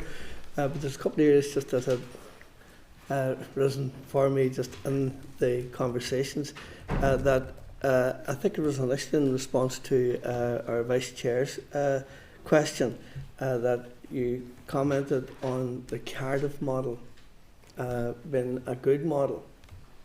Yeah. And that in that when the project has been completed, is then taken on, we'll say, by local government or such, the local council. Do you think, is that a possibility here, we'll say, in the north of Ireland as well too, just in the same way as, we'll say, roads adopt sites and so on after they've been completed to their satisfaction? And it also brings me on to another element of that question as well too. One of the difficulties that we've often had, we'll say, when it comes to the adoption of roads and so on, is that the developer has gone bust. And whether or not there's been a bond in place or the likes of it, to ensure that those residents then, because the developer has gone bust, still receive the service that they're entitled to. So that in the event of moving in that direction, or even in the event currently of a developer going bust after a period of time, what happens to the management, will say, fees that are being paid by the residents, and who are they paying them to, and who is it that takes on that responsibility? And finally then to just put all these sort of statements together at the one time, you also alluded to what was happening in the Republic of Ireland. And I accept that they're much wealthier than what we are here in the north, plus the fact too that in the Republic, they're in charge of their own affairs. They're in charge of their own affairs. But are there any other lessons that we can learn and can incorporate, say, in any bill that has been developed as well too, that would be similar to what's happening in the Republic, or good practice in the Republic? I'll answer the Cardiff element. It was just the Welsh government were the front runners in SUD's approval and adoption and implementation. The Scottish government are up there as well, with SEPA looking after that, the Scottish Environmental Protection Agency. Personally, from our business, it was Cardiff we went and spoke to directly on several occasions. We were actually invited over to go and look at some of the areas that they had these basins to try and adopt and take on board what they were doing over there. It was just a suggestion that it was, but to answer your question, it could be implemented. The legislation bit of it, I'm not too sure about whether that needs to change to be able to allow that to happen. I'm sure there would have to be some course of review about how that's changed if it was a local government department, office, or just as the umbrella to take that over. I'm not sure how that works at the minute, so I'm not. But certainly there's a mechanism for the roads to be adopted. So simplicity, it should be straightforward, maybe under the same avenue as that, but that would need to be investigated by the local government to be able to do that. Question two in relation to, we'll say, the developer going bust. Might be useful to explain how it works on Belmont. Just thinking about the system that we have there, we have obviously Greenbelt, who are the management company, and Sam will keep me right in this from the planning perspective, but we have a condition in planning where we have to establish a management company. That's done, and it has to be retained in perpetuity. So if Greenbelt were even to go bust, never mind the developer, the maintenance of those open space areas must remain, must be continued. So I believe that whole system is protected. So as far as the developer going bust, we're in the situation where, because we're developing the site, in phases and stages and so on. So you're in that process of continually completing, and Greenbelt are in the situation where as we complete part of the development, they're assuming responsibility for the maintenance of those areas as well. So it isn't being left, the full transfer of ownership of the land that Greenbelt are maintaining doesn't take place until the development is complete. But there is a mechanism where they are, continually taking sections, and the people who are moving in are contributing to that on an annual basis. The fee is set by Greenbelt on an annual basis and reviewed to ensure that they have the finance available to carry out the maintenance that again has been approved through the planning system. And I think actually it was David that had commented on what was happening in the Republic, that where a person or a developer was 80 million outstanding as such, right, that where it wasn't forthcoming, so therefore it would affect his capacity to assess the developer, the likes of it. So that in terms of what happens in the Republic, are there any other lessons to be learned there? I mean, it's the criticality of the pipeline. No matter what. I mean, and look, a multi-year budget will undoubtedly help, because it will give that security. When you're in a 1-year budget cycle, there is always concerns. If you're in a contract, if you're in a contractually committed scheme, say you're building a new built school or something like that, you're not going to be in a scenario where when the new financial year commences that you're just suddenly not going to be completing it. But to actually have that for the first time in effectively 15 years really here would be of benefit, even if it is at a much more limited scale than what we're doing in the south or in Britain. But it is, so that security of pipeline is what we would always say in any of our asks and any of our predecessors' asks going back many decades. That's the number one piece, is the security of the pipeline. Yes, they have an awful lot more resources available to them. Our argument is there are things that we could do to grow that within powers that already lie within this place.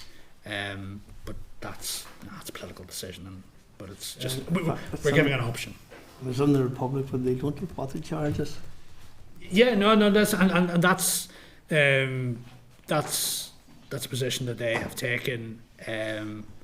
We're not advocating. I mean, again, I suppose you're into semantics. We're not advocating water charges. We listened very carefully to what the Fiscal Council said and published in their report last year with respect to what a water charge now is here if you were to go to that model. Our view strongly is that there is a means to do this by which Northern Ireland Water remains a public company. It has a £400 million subvention this year. Even if you add on the kind of money that we're talking about from an infrastructure levy, when you add that to business rate income, it's about 150 million a year. But the 400 million subvention means that you are, by a long shot, still a public company. Margaret, Chair. You're only Chair. And finally, Justin. Thanks, Chair, and thanks, folks. Great to have so much expertise and passion in the room who understand the barriers to development and the challenges we face, and coming up with solutions as to how they're actually overcome. No drains, no cranes. The funding gap in capital infrastructure for wastewater is preventing 6,150 homes being built over the next 3 years, resulting in 2,530 jobs lost and an estimated potential £231 million of gross value added to our economy. That's the quotation straight from your report, which you issued in the last few days. When the Minister came forward with her three-pronged approach, or three-strawed approach as I like to characterise it, as the big fix for ANI Water in terms of the infrastructure challenges that lie therein, were you rubbing your hands with Lee saying, "Oh, that's just sorted now, folks, now we're trucking"? Or did that inspire confidence in terms of the Minister's three-pronged approach? And did she consult with you before proposing her three-strawed approach? Listen, we've had many discussions with the Minister and indeed her predecessor who started the three-pronged approach, and we've always been very clear, nothing wrong with any of the three prongs. Developer contributions we support in the voluntary space for developer contributions. SUDs, we're here today to support that. Extra funding around the executive table, good luck, yes. You know, we could be sitting in front of each of the committees of this House who are all facing similar pressures, and we understand that there is no magic. There is no magic money tree. So it's a three-pronged approach. Each of the three prongs is worthy, but we've always been very concerned none of them address the quantum of the problem that we do have today unless some huge amount of money suddenly became available to the executive. And as David has already said, if we could get direct extra funding from Westminster, that would be ideal. I don't think any of us think that's around the corner, unfortunately. Therefore, in our view, and again speaking not just for construction, this is a construction matter, but what construction does is enable the wider economy, hence why Northern Ireland Chamber, why Manufacturing NI, and why the Federation of Social Housing Associations and the Chartered Institute of Housing are all on board with us, is that each of those areas of our economy and our social and our environmental life is being affected by the inability to invest sufficiently in NI water. And absolutely right, if all of the money became available today, will not fix all of the problems today, but we have to start somewhere, and we have to start sooner, because we are dealing with decades of underinvestment. There is no better time to start than now. We do believe that the general public are starting to feel the pressures of NI water. It's not a topic people generally have a chat around, but it's popping up in normal discourse now, where we're starting to see housing development stalled. We do know anecdotally of factories that were coming to this place from outside this place, which have now been built in Poland and Dublin and taken hundreds, if not thousands, of jobs opportunities away from this place. It's starting to impact the delivery of schools and SEN provision to existing schools. So it is starting to impact on all facets of everyday life, not least the environment as well, to which there's huge values. So we are concerned. We do believe, as I say, the three-pronged approach has merit, but it never probably could, and certainly now is not addressing the quantum of the problem, hence why we are bringing forward what we believe are solutions that are worthy of discussion. Right, well, I have an issue with that when the Minister presents this three-pronged approach as the solution to all NI water problems and all our infrastructure problems in relation to capacity and treatment capacity as well. So you've said we need a step change, and the three-pronged approach is not it? It's not it by itself. Okay. Do you look over the hedge at the south and enviously I think I wish you'd have a bit of that, in terms of the certainty they provide for the construction industry, in terms of the ambition they're demonstrating, in terms of the opportunities that are for the construction industry, whilst here we're whistling in the wind. So without a doubt, putting to one side the funding and the source of funding in both places, we are envious of having a long-term vision for capital investment in all aspects of infrastructure. So the apparent inability to produce our 10-year strategic investment plan is a source of frustration to the industry. Much more important to the industry, because the closer it is to us, the more value it has, is the agreement of a 4-year fixed capital budget. We have that opportunity, as David has said, first time in 15 years. To our mind, that is absolutely vital for confidence in the construction industry, in developers wanting to invest in this place, to employers wanting to employ local people to do jobs in the locality rather than putting them on planes every day of the week, as we currently do, to work in other places. So we can do certain things here which will raise confidence, and one of those would be agreement of the multi-year budget. A strategic investment plan would give us that longer horizon. I think, understandably, there's a nervousness in government to produce a 10-year plan and then not be able to exactly deliver it, and people will complain you didn't exactly do it.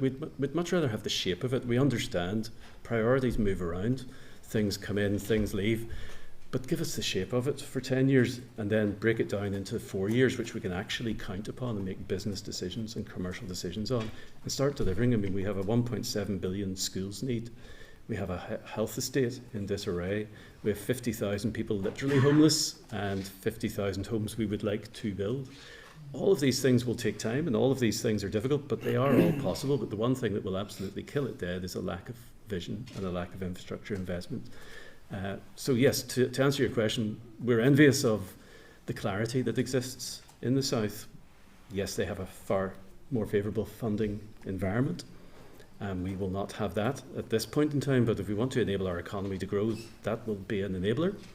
And I think to get us to that point, we need to make this difficult decision up front to make that investment. That investment will pay huge dividends for the wider economy. Ghost budgets are not going to cut it. They don't do ghost budgets in the south either. In terms of Newry Next, an exciting proposal tabled in the last couple of weeks by Pascal Taggart and Ger Purdysat. Now, I declare an interest. I've been working with these gentlemen from the start when I met with them last October, and they've come forward with a blue sky thinking, big vision, big ambition idea around the Newry Banbridge corridor, which would provide homes, affordable homes, social homes for Newry and local people first, and would also be a huge catalyst for the economy, huge, economic multiplier effect with potential to create 1.5 billion of a fiscal return, 3,000 construction jobs, 1,200 jobs for permanently for local people. To what degree do you support that proposal, and do you think it should be explored properly by our infrastructure minister instead of whistling against the wind, whistling in the wind with a three-strawed approach? Do something meaningful and real that can really make a difference to the lives of people here, and can be a catalyst for this island and move us forward in a positive manner. Where does industry sit with that? Listen, we're always receptive to exciting proposals, regional proposals, providing regional investment, the city deals.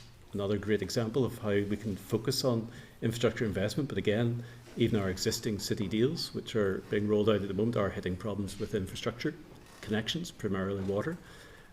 Expansion of McKee campus is also potentially being hit by problems there. We're having to make rational on-the-ground decisions between the needs of social housing versus student housing, for example. So I think it's very important that those types of studies are conducted, because they give us an aspiration, they give us the reason to invest.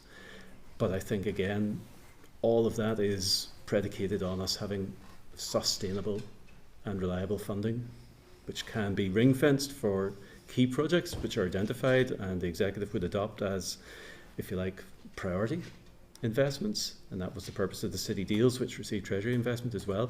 Those are all very good incentives for the economy, but again, I think without the underlying infrastructure investment, we could be waiting. The funding model proposed is shared island and interreg, potentially taking it off the executive's funding burden. Is that something that our minister should be properly interrogating and exploring? Any avenue. I mean, I think what would be very clear though would be that without doing what is currently priced at the £107 million upgrade of the Newry's wastewater, you can't deliver that report. So that is a fundamental building block. Yeah. So it's not without that it is no drains, no drains. It's not achievable. I mean, I think Banbridge is pretty much at capacity as it stands, although it's still open, but it is relatively close to capacity at the minute. So arguably, actually, it's potentially that the £107 million could be an undervaluation, because again, what we go back to is that scheme, the full upgrade of Newry, was in this price control.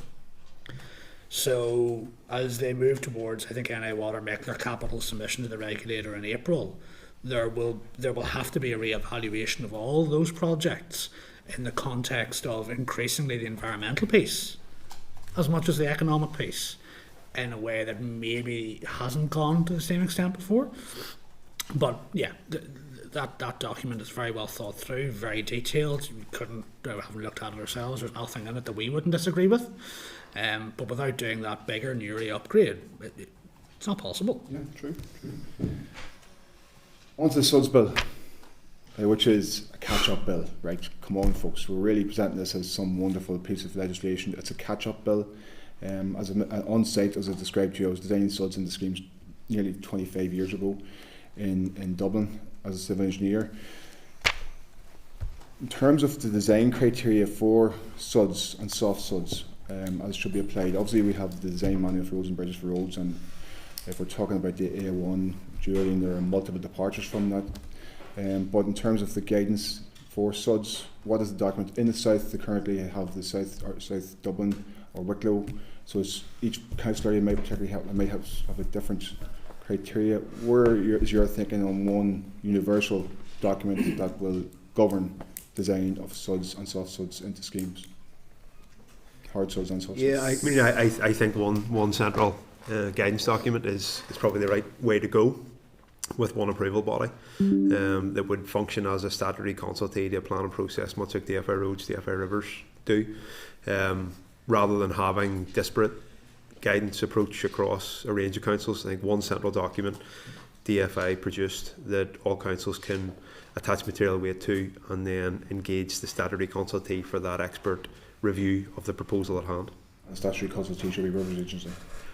We think so, properly resourced. We think that's probably the right direction. Folks, thank you very much for your evidence. Thank you, Justin. That's everybody. I just have a couple of things I just want to check in terms of my understanding of one on SUDS and one on the wider issue. And just stop me when I get any of this wrong. One of you gentlemen decide to build 15 houses in Londonderry as a part of a development. When you build those houses, all those connections are correct and separate, i.e. there's a storm drain and there's a sewage connection. Okay, so any new houses are built and they have the right sewage system already in place. SUDS reduce stormwater going into the system, which should be going to a river probably, and a SUD reduces the level of flow into that river and slowly disperses it. There's still people nodding. Our issue in terms of all the things that we've discussed today is because we do have stormwater going into sewage pipes, increasing the volume of that, and those are called generally misconnections, and we have a lot of volume going into sewage treatment plants, and that's problematic, and the sewage treatment plant deals with that by, when it's under too much pressure, sends it into a river. Still so far so good? Okay. So I just go for it, Mark. One item. The foul sewers are known as combined sewers when they both carry storm and foul. Okay. So, and that's where the issue is, because predominantly back 40, 50 years, there was quite a lot of combined sewers built. Yep. So those convey that water as both, and that's what is over exerting the wastewater treatment plants, because putting the pressure on. Yes. So what the stormwater offsetting is trying to remove that storm from that combined sewer, okay, and directing it to a receptor, which is a river or a stormwater pipe, designated stormwater pipe, which then releases the capacity within the combined sewer. Okay. And I think it's also fair to say, Chair, that over the last 40 years, I would probably hazard a guess at, no new developments in that time have been combined sewers. They have been separate, storm and foul. That said, where the two pipes discharge onto a main highway or whatever, there may only have been one pipe at that position, and that would have required the storm and the foul to combine at that point and discharge into what Mark's talking about as the combined sewer. NI Water won't let us do, under the adoptable Article 161, we can't do a combined system within a site. It has to be a separate system. Yeah. Yeah. Okay. And that even was back to Article 17s before it became Article 161s. Okay, so the stuff that's being built at the minute is being built correctly, and the SUDS, if it goes through, the new builds, this new build in Londonderry, it is going to. You see, thanks for that. I managed to get it in twice there. It is going to reduce the level of water going into possibly a combined sewer. Is that fair to say? Yeah, and slow it down. Yeah, I think the distinguishment between is that the soft suds retains the water that we discharge to, whether it be the river, watercourse, storm pipe, combined sewer. But what the soft suds is, it's removing the necessity for hard engineering, which is oversight pipes and that sort of stuff. So it helps the environment, all that there, sort of all those bonus words, if you want to call it. The common denominator between soft and hard, there's a hydro brake, and that controls the flow rate of the storm water into a river or a watercourse. Okay. That's the key. Yep. Okay. So then final point on the wider issues, and we have obviously we've talked about the bill, we've talked about your view, and it's generally supportive of the bill, obviously, and committee is generally supportive of said bill as well. However, some of the issues that we've talked about today and have been raised in terms of if we don't get a handle on the sewage misconnections and the issues that Northern Ireland, the range of issues that Northern Ireland are facing into, and the impact those have. A lot of this stuff that we discuss is quite mundane. It's water, it's sewage, it's suds, and perhaps isn't as political as some other things that come through the Assembly, and perhaps isn't as eye-catching for the general public, and we've talked about that today as well.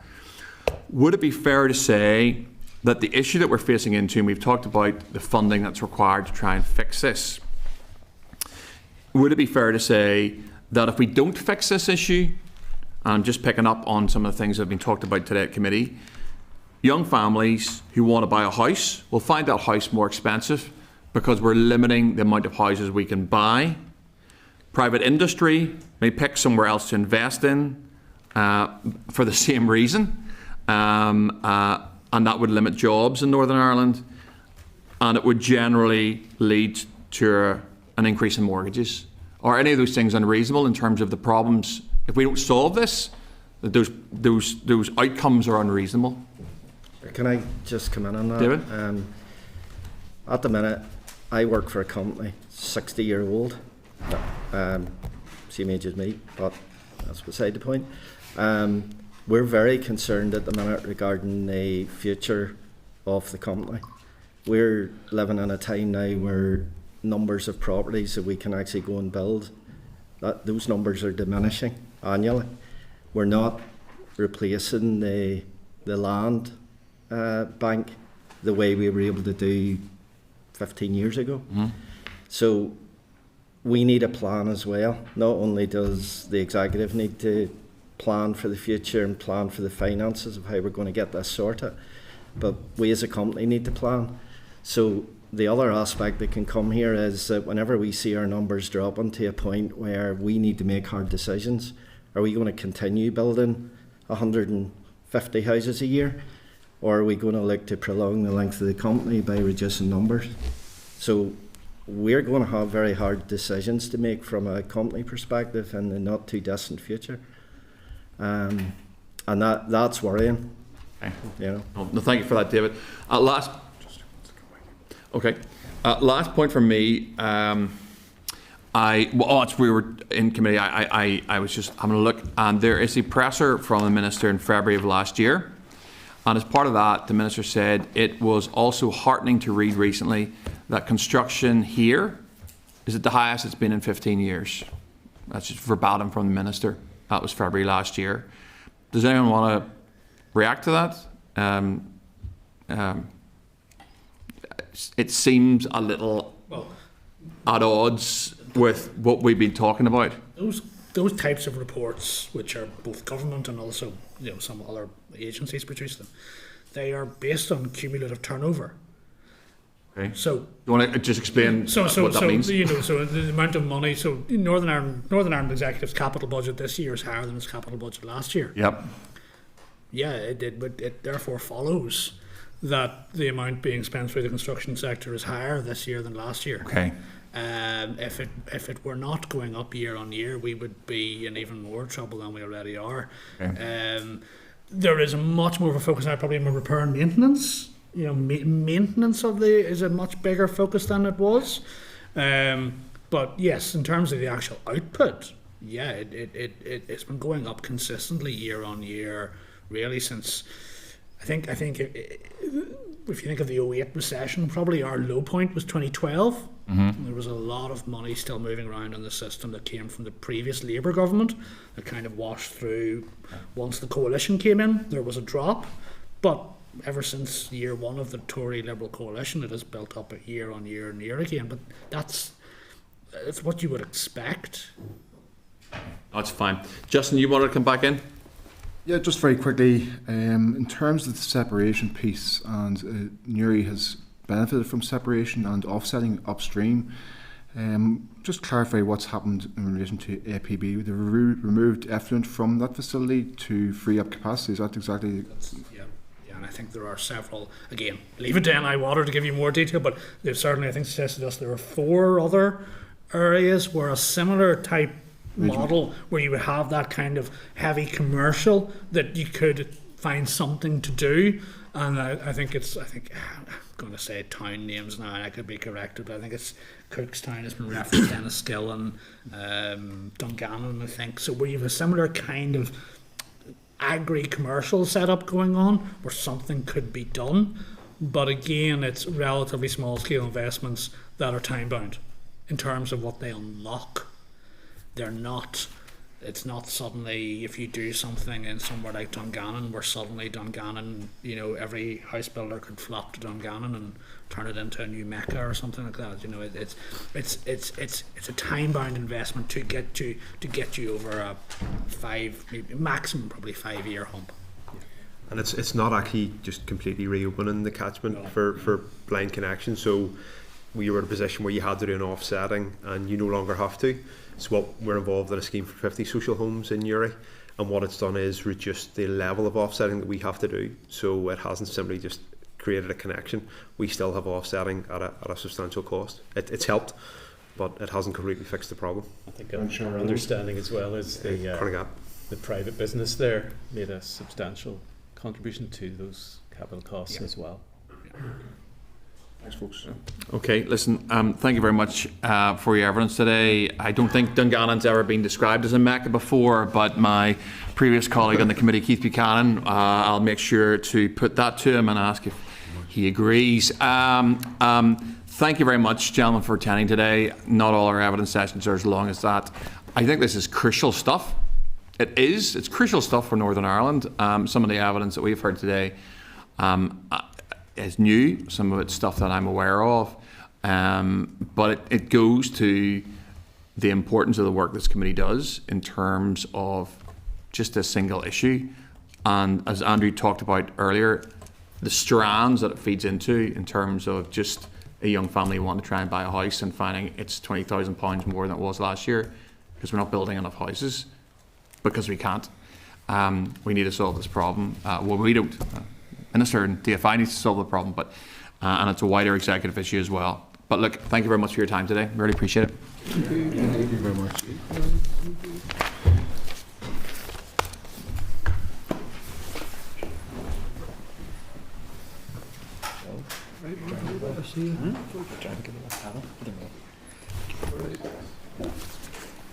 Do it quick.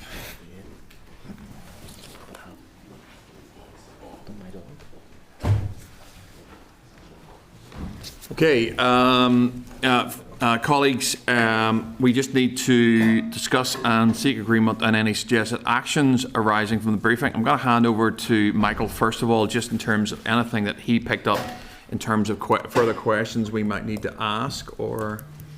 There were no specific information requirements from members for CF or others to come back on. Just remind members that the Institution for Civil Engineers is coming next week to talk about the bill, and we've invited Syria. I think it's not confirmed yet, so there'll be more technical information provided next week, but the list of themes will be updated as well in terms of the bill. So unless there's anything specific the members had in mind, there wasn't anything that was obvious that was being asked for. I just had one, just in light of what Harry asked earlier, whether or not we maybe could approach the Federation and just ask if they have any mapping in terms of, are there particular areas of pressure for housing in Northern Ireland that are being affected by the bill. Whether they have that or not, I'm not sure. But if somebody has it, they probably will. So just trying to identify, are there areas of particular stress and areas where, you know, there's maybe not as much pressure. Members are happy enough with that. Justin? The point you did raise, Chair, in relation to house prices and lack of water and wastewater treatment and drainage capacity. Can we get some figures?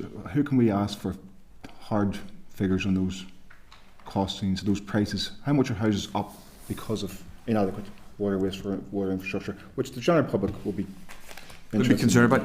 It's an interesting one. It's an economics question, really. I'm gonna do a bit of tap dancing here, and then I'm gonna go to Michael. I'm not sure how much you're up at the minute. I suspect that, well, certainly the tenor of my question was, they will go up.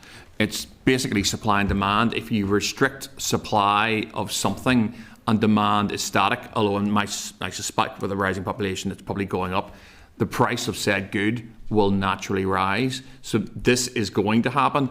I don't know how we would find out or whether we could get some mapping done as to projecting forward.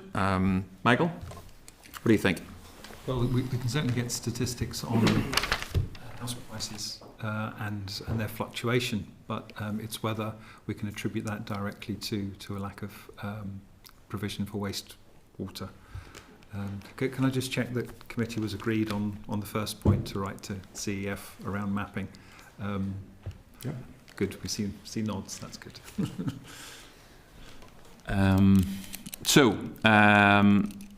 We could get some information on house prices. We could maybe ask the witnesses, have they done any, because Turley and Grant Thornton did a pretty good job on the report, and I know that Sam's background is in that sort of stuff. We can certainly ask them if they have if they've done any mapping or any projection sort of stuff. Members are happy enough to even ask them that question. Yeah, happy enough? Okay. Anything else anyone wants to raise in the back of that, or any questions? Carl. Sure. Did we mention the PC28 there, yeah? No. So I think, to be fair, and I mean, I appreciate as a committee our scrutiny road, but we need to seriously have a chance and have a look at that, what's coming next. I mean, I don't know what we can do.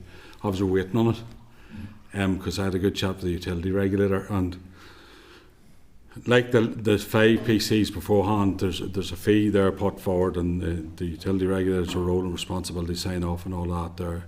I'm not arguing where NIW needs this amount of money or not. We need to have a proper conversation with people. The CAF has a big role to play as the utility, but we as a committee need to see it. We need to see exactly where we're at with. So it unlocks all that there, and whereas today was about SUDs, planning and all those things have a big issue to play in local authority and everything else. But so that's how I say. I don't know what can we ask about the PC at the minute, or where we're at. I mean, I know what's been submitted, the process has been there, and the utility regulators had to say or dealing with it at the minute. Yes, I think it's out of consultation at the moment. Yeah. We could write to the utility regulator and ask them. I think we may have done that already. Okay. I think members may have agreed for the utility. Yes, members agreed a while back to have the utility regulator come up. Oh, okay. Once the consultation finished, it actually closed in October. We'll check when they're ready to come up and ask them that. Happy enough, Carl? Yep. Thank you, Chair. John? Yeah, thanks, Chair. Really good evidence session, I thought. Very worthwhile. One of the things just maybe worthwhile flagging up is this ongoing points that they and others make about the guidance when it comes to planning authorities regarding SUDs and the difficulties Antrim construction others have faced up to now, and the need for that consistent approach. I know that will be key to how this works out.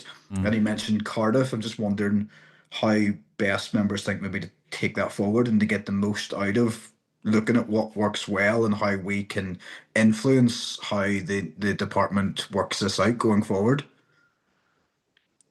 If you want a suggestion from me, is maybe we get another paper on that potentially, or we look at the suggested Cardiff model to see what benefits can be from that, what can be taken from that potentially. Yeah. John, are you aware that there's a cap on your shoulder? Good man, John. Do you call it the cat Cardiff? Yeah. It reminds me of that clip, John, during COVID when the kids started coming into the room and the guy was don't shout, John, don't shout. Live on BBC, but at least you didn't shoo the cat away. Don't fire the cat out through the window. What's the cat called, John? That's Autumn. Autumn. Hey, Autumn. Yeah, she's probably looking fed. Yeah, don't let him hit the boards. Don't let him hit the boards and the wallpaper, whatever you do. My son joined me last week for a chat with the Modern Slavery Commissioner, John. So, and he's 10 and had a very detailed chat on Zoom in my study. So, representation. So but she told me later he made more sense than I did. Right. So, look, John, if you're content, we'll maybe get class. Yep. Sorry. Chair, just for members' information, there's some information about the other models in the bill paper, the research bill paper that's in your bill folders. I'm also aware that the previous committee went to Wales to look at SUDs there, so the committee could ask for Rays to draw that information together, just in a paper. Yeah. The learning from that trip from the previous mandate, if members were content. It's fine with me. Members content on that one? John? Content with that, Chair, yes. That's very useful. Thanks, Michael. And thanks to you and Autumn for that their contribution. There you go. She usually makes more sense than me, definitely. Yeah. Okay, so that is the oral evidence complete and actions following. Item 8 is a speed limit review. It's at page 77 of your pack, and there is notification from the department that they're going out to consultation on page 79. Sorry, page 77. Page 79 is the consultation. I just need agreement to schedule an oral evidence session at an appropriate time in the forward work programme. Are members agreed? Agreed. And just to note, I think there's a really positive step from the Minister. I think this could make a difference, and could be really, really good. So yeah, let's wait to see what comes from that. Item 9 is an SL1, the Glencairn Road Belfast Abandonment Order Northern Ireland 2026. Just need to let members know that, as mentioned in last week's meeting, SL1s will now be subject to a new process that was introduced on the 5th of January 2026. The committee considered 2 SL1s under the new process last week. There are a number of standard actions which, with the agreement of the committee, will now be taken forward each time an SL1 is considered. The committee is asked to agree these as follows. I need to ask if you agree to issue a call for views for each SL1 using the standard survey and to publish the SL1, the draft SR and any relevant documents from the department on the committee website. Are members agreed to that? Great. I need to ask you if you are content that committee staff seek information from the department where necessary on any matters raised during each SL1 stage, including in the survey, and that all information provided by the department will be provided to the committee to inform its decision making on this proposal. Are members agreed to that? And I need to ask members to agree to publish any responses received to the committee survey for each SL1 after they have been considered by the committee. Are members agreed to that? Okay. Well, then I'll take you to page 183. That's a clerk's memo on the SL1. At page 185, there is the SL1 and at pages 188 to 194 there are the documents in relation to this proposal. I need to seek committee agreement to note the receipt of this SL1 and the proposed draft statutory rule, to issue a survey for committee staff to seek information from the department, and to publish the documents and survey results on the website. Are members agreed? Agreed. Item 10 is SL1, the Prohibition of U-turns, Belfast Amendment Order, Northern Ireland 2026. It is at page 195. You'll see the clerk's memo. At page 197 there will be the SL1, and at pages 200 to 203 documents in relation to the proposal. I need to seek agreement to note the SL1 and the proposed draft SR, to issue a survey for committee staff to seek information from the department, and to publish the documents and survey results on the website. Our committee agreed. Great. Item 11 is the SL1, the St Andrews Square West, Belfast Stopping Up Order, Northern Ireland 2026. It is at page, the clerk's memo is at page 205. At page 207 is the SL1, and at pages 210 to 216 there are documents in relation to the proposal. I need to seek a committee agreement to note the receipt of this SL1 and proposed draft statutory rule, to issue a survey for committee staff to seek information from the department, and to publish the documents and survey results on the website, and to have committee agreement.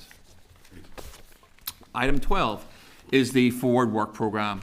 It is at page 217, and subject to any feedback from committee members, I would need to seek committee agreement to proceed with the evidence sessions as set out in the draft Forward Work Programme, and to reflect any decisions taken today. Have any members any comments on Forward Work Programme? Do I have committee agreement? Yeah. Item 13 is any other business. Members, does anyone have any other business they wish to raise? Okay. Item 14 is the date, time and location of the next meeting. I just need committee agreement for the next meeting to take place at 10 a.m. on Wednesday the 20th of January in room 29 at Parliament Buildings. Our committee agreed? Agreed. I will then adjourn the meeting. Committee Room 29. Sound.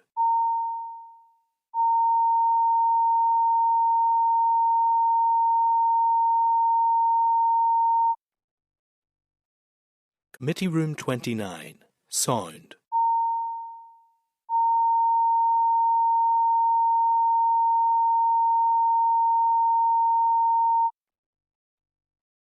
Committee Room 29.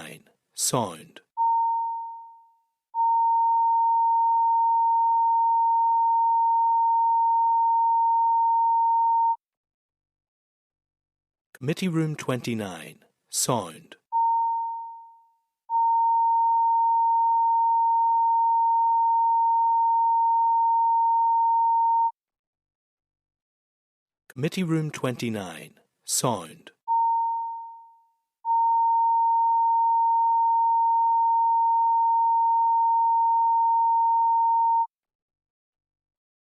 Committee Room 29. Sound.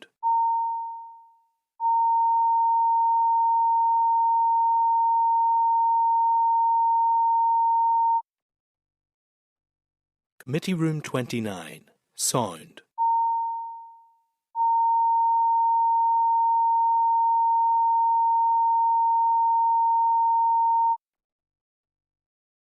Sound. Committee Room 29. Sound.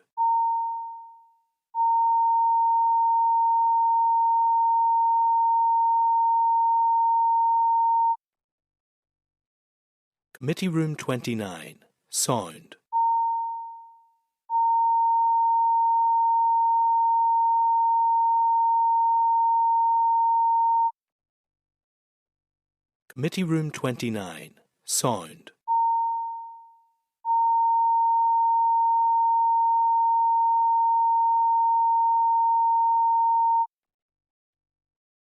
Committee Room 29. Sound.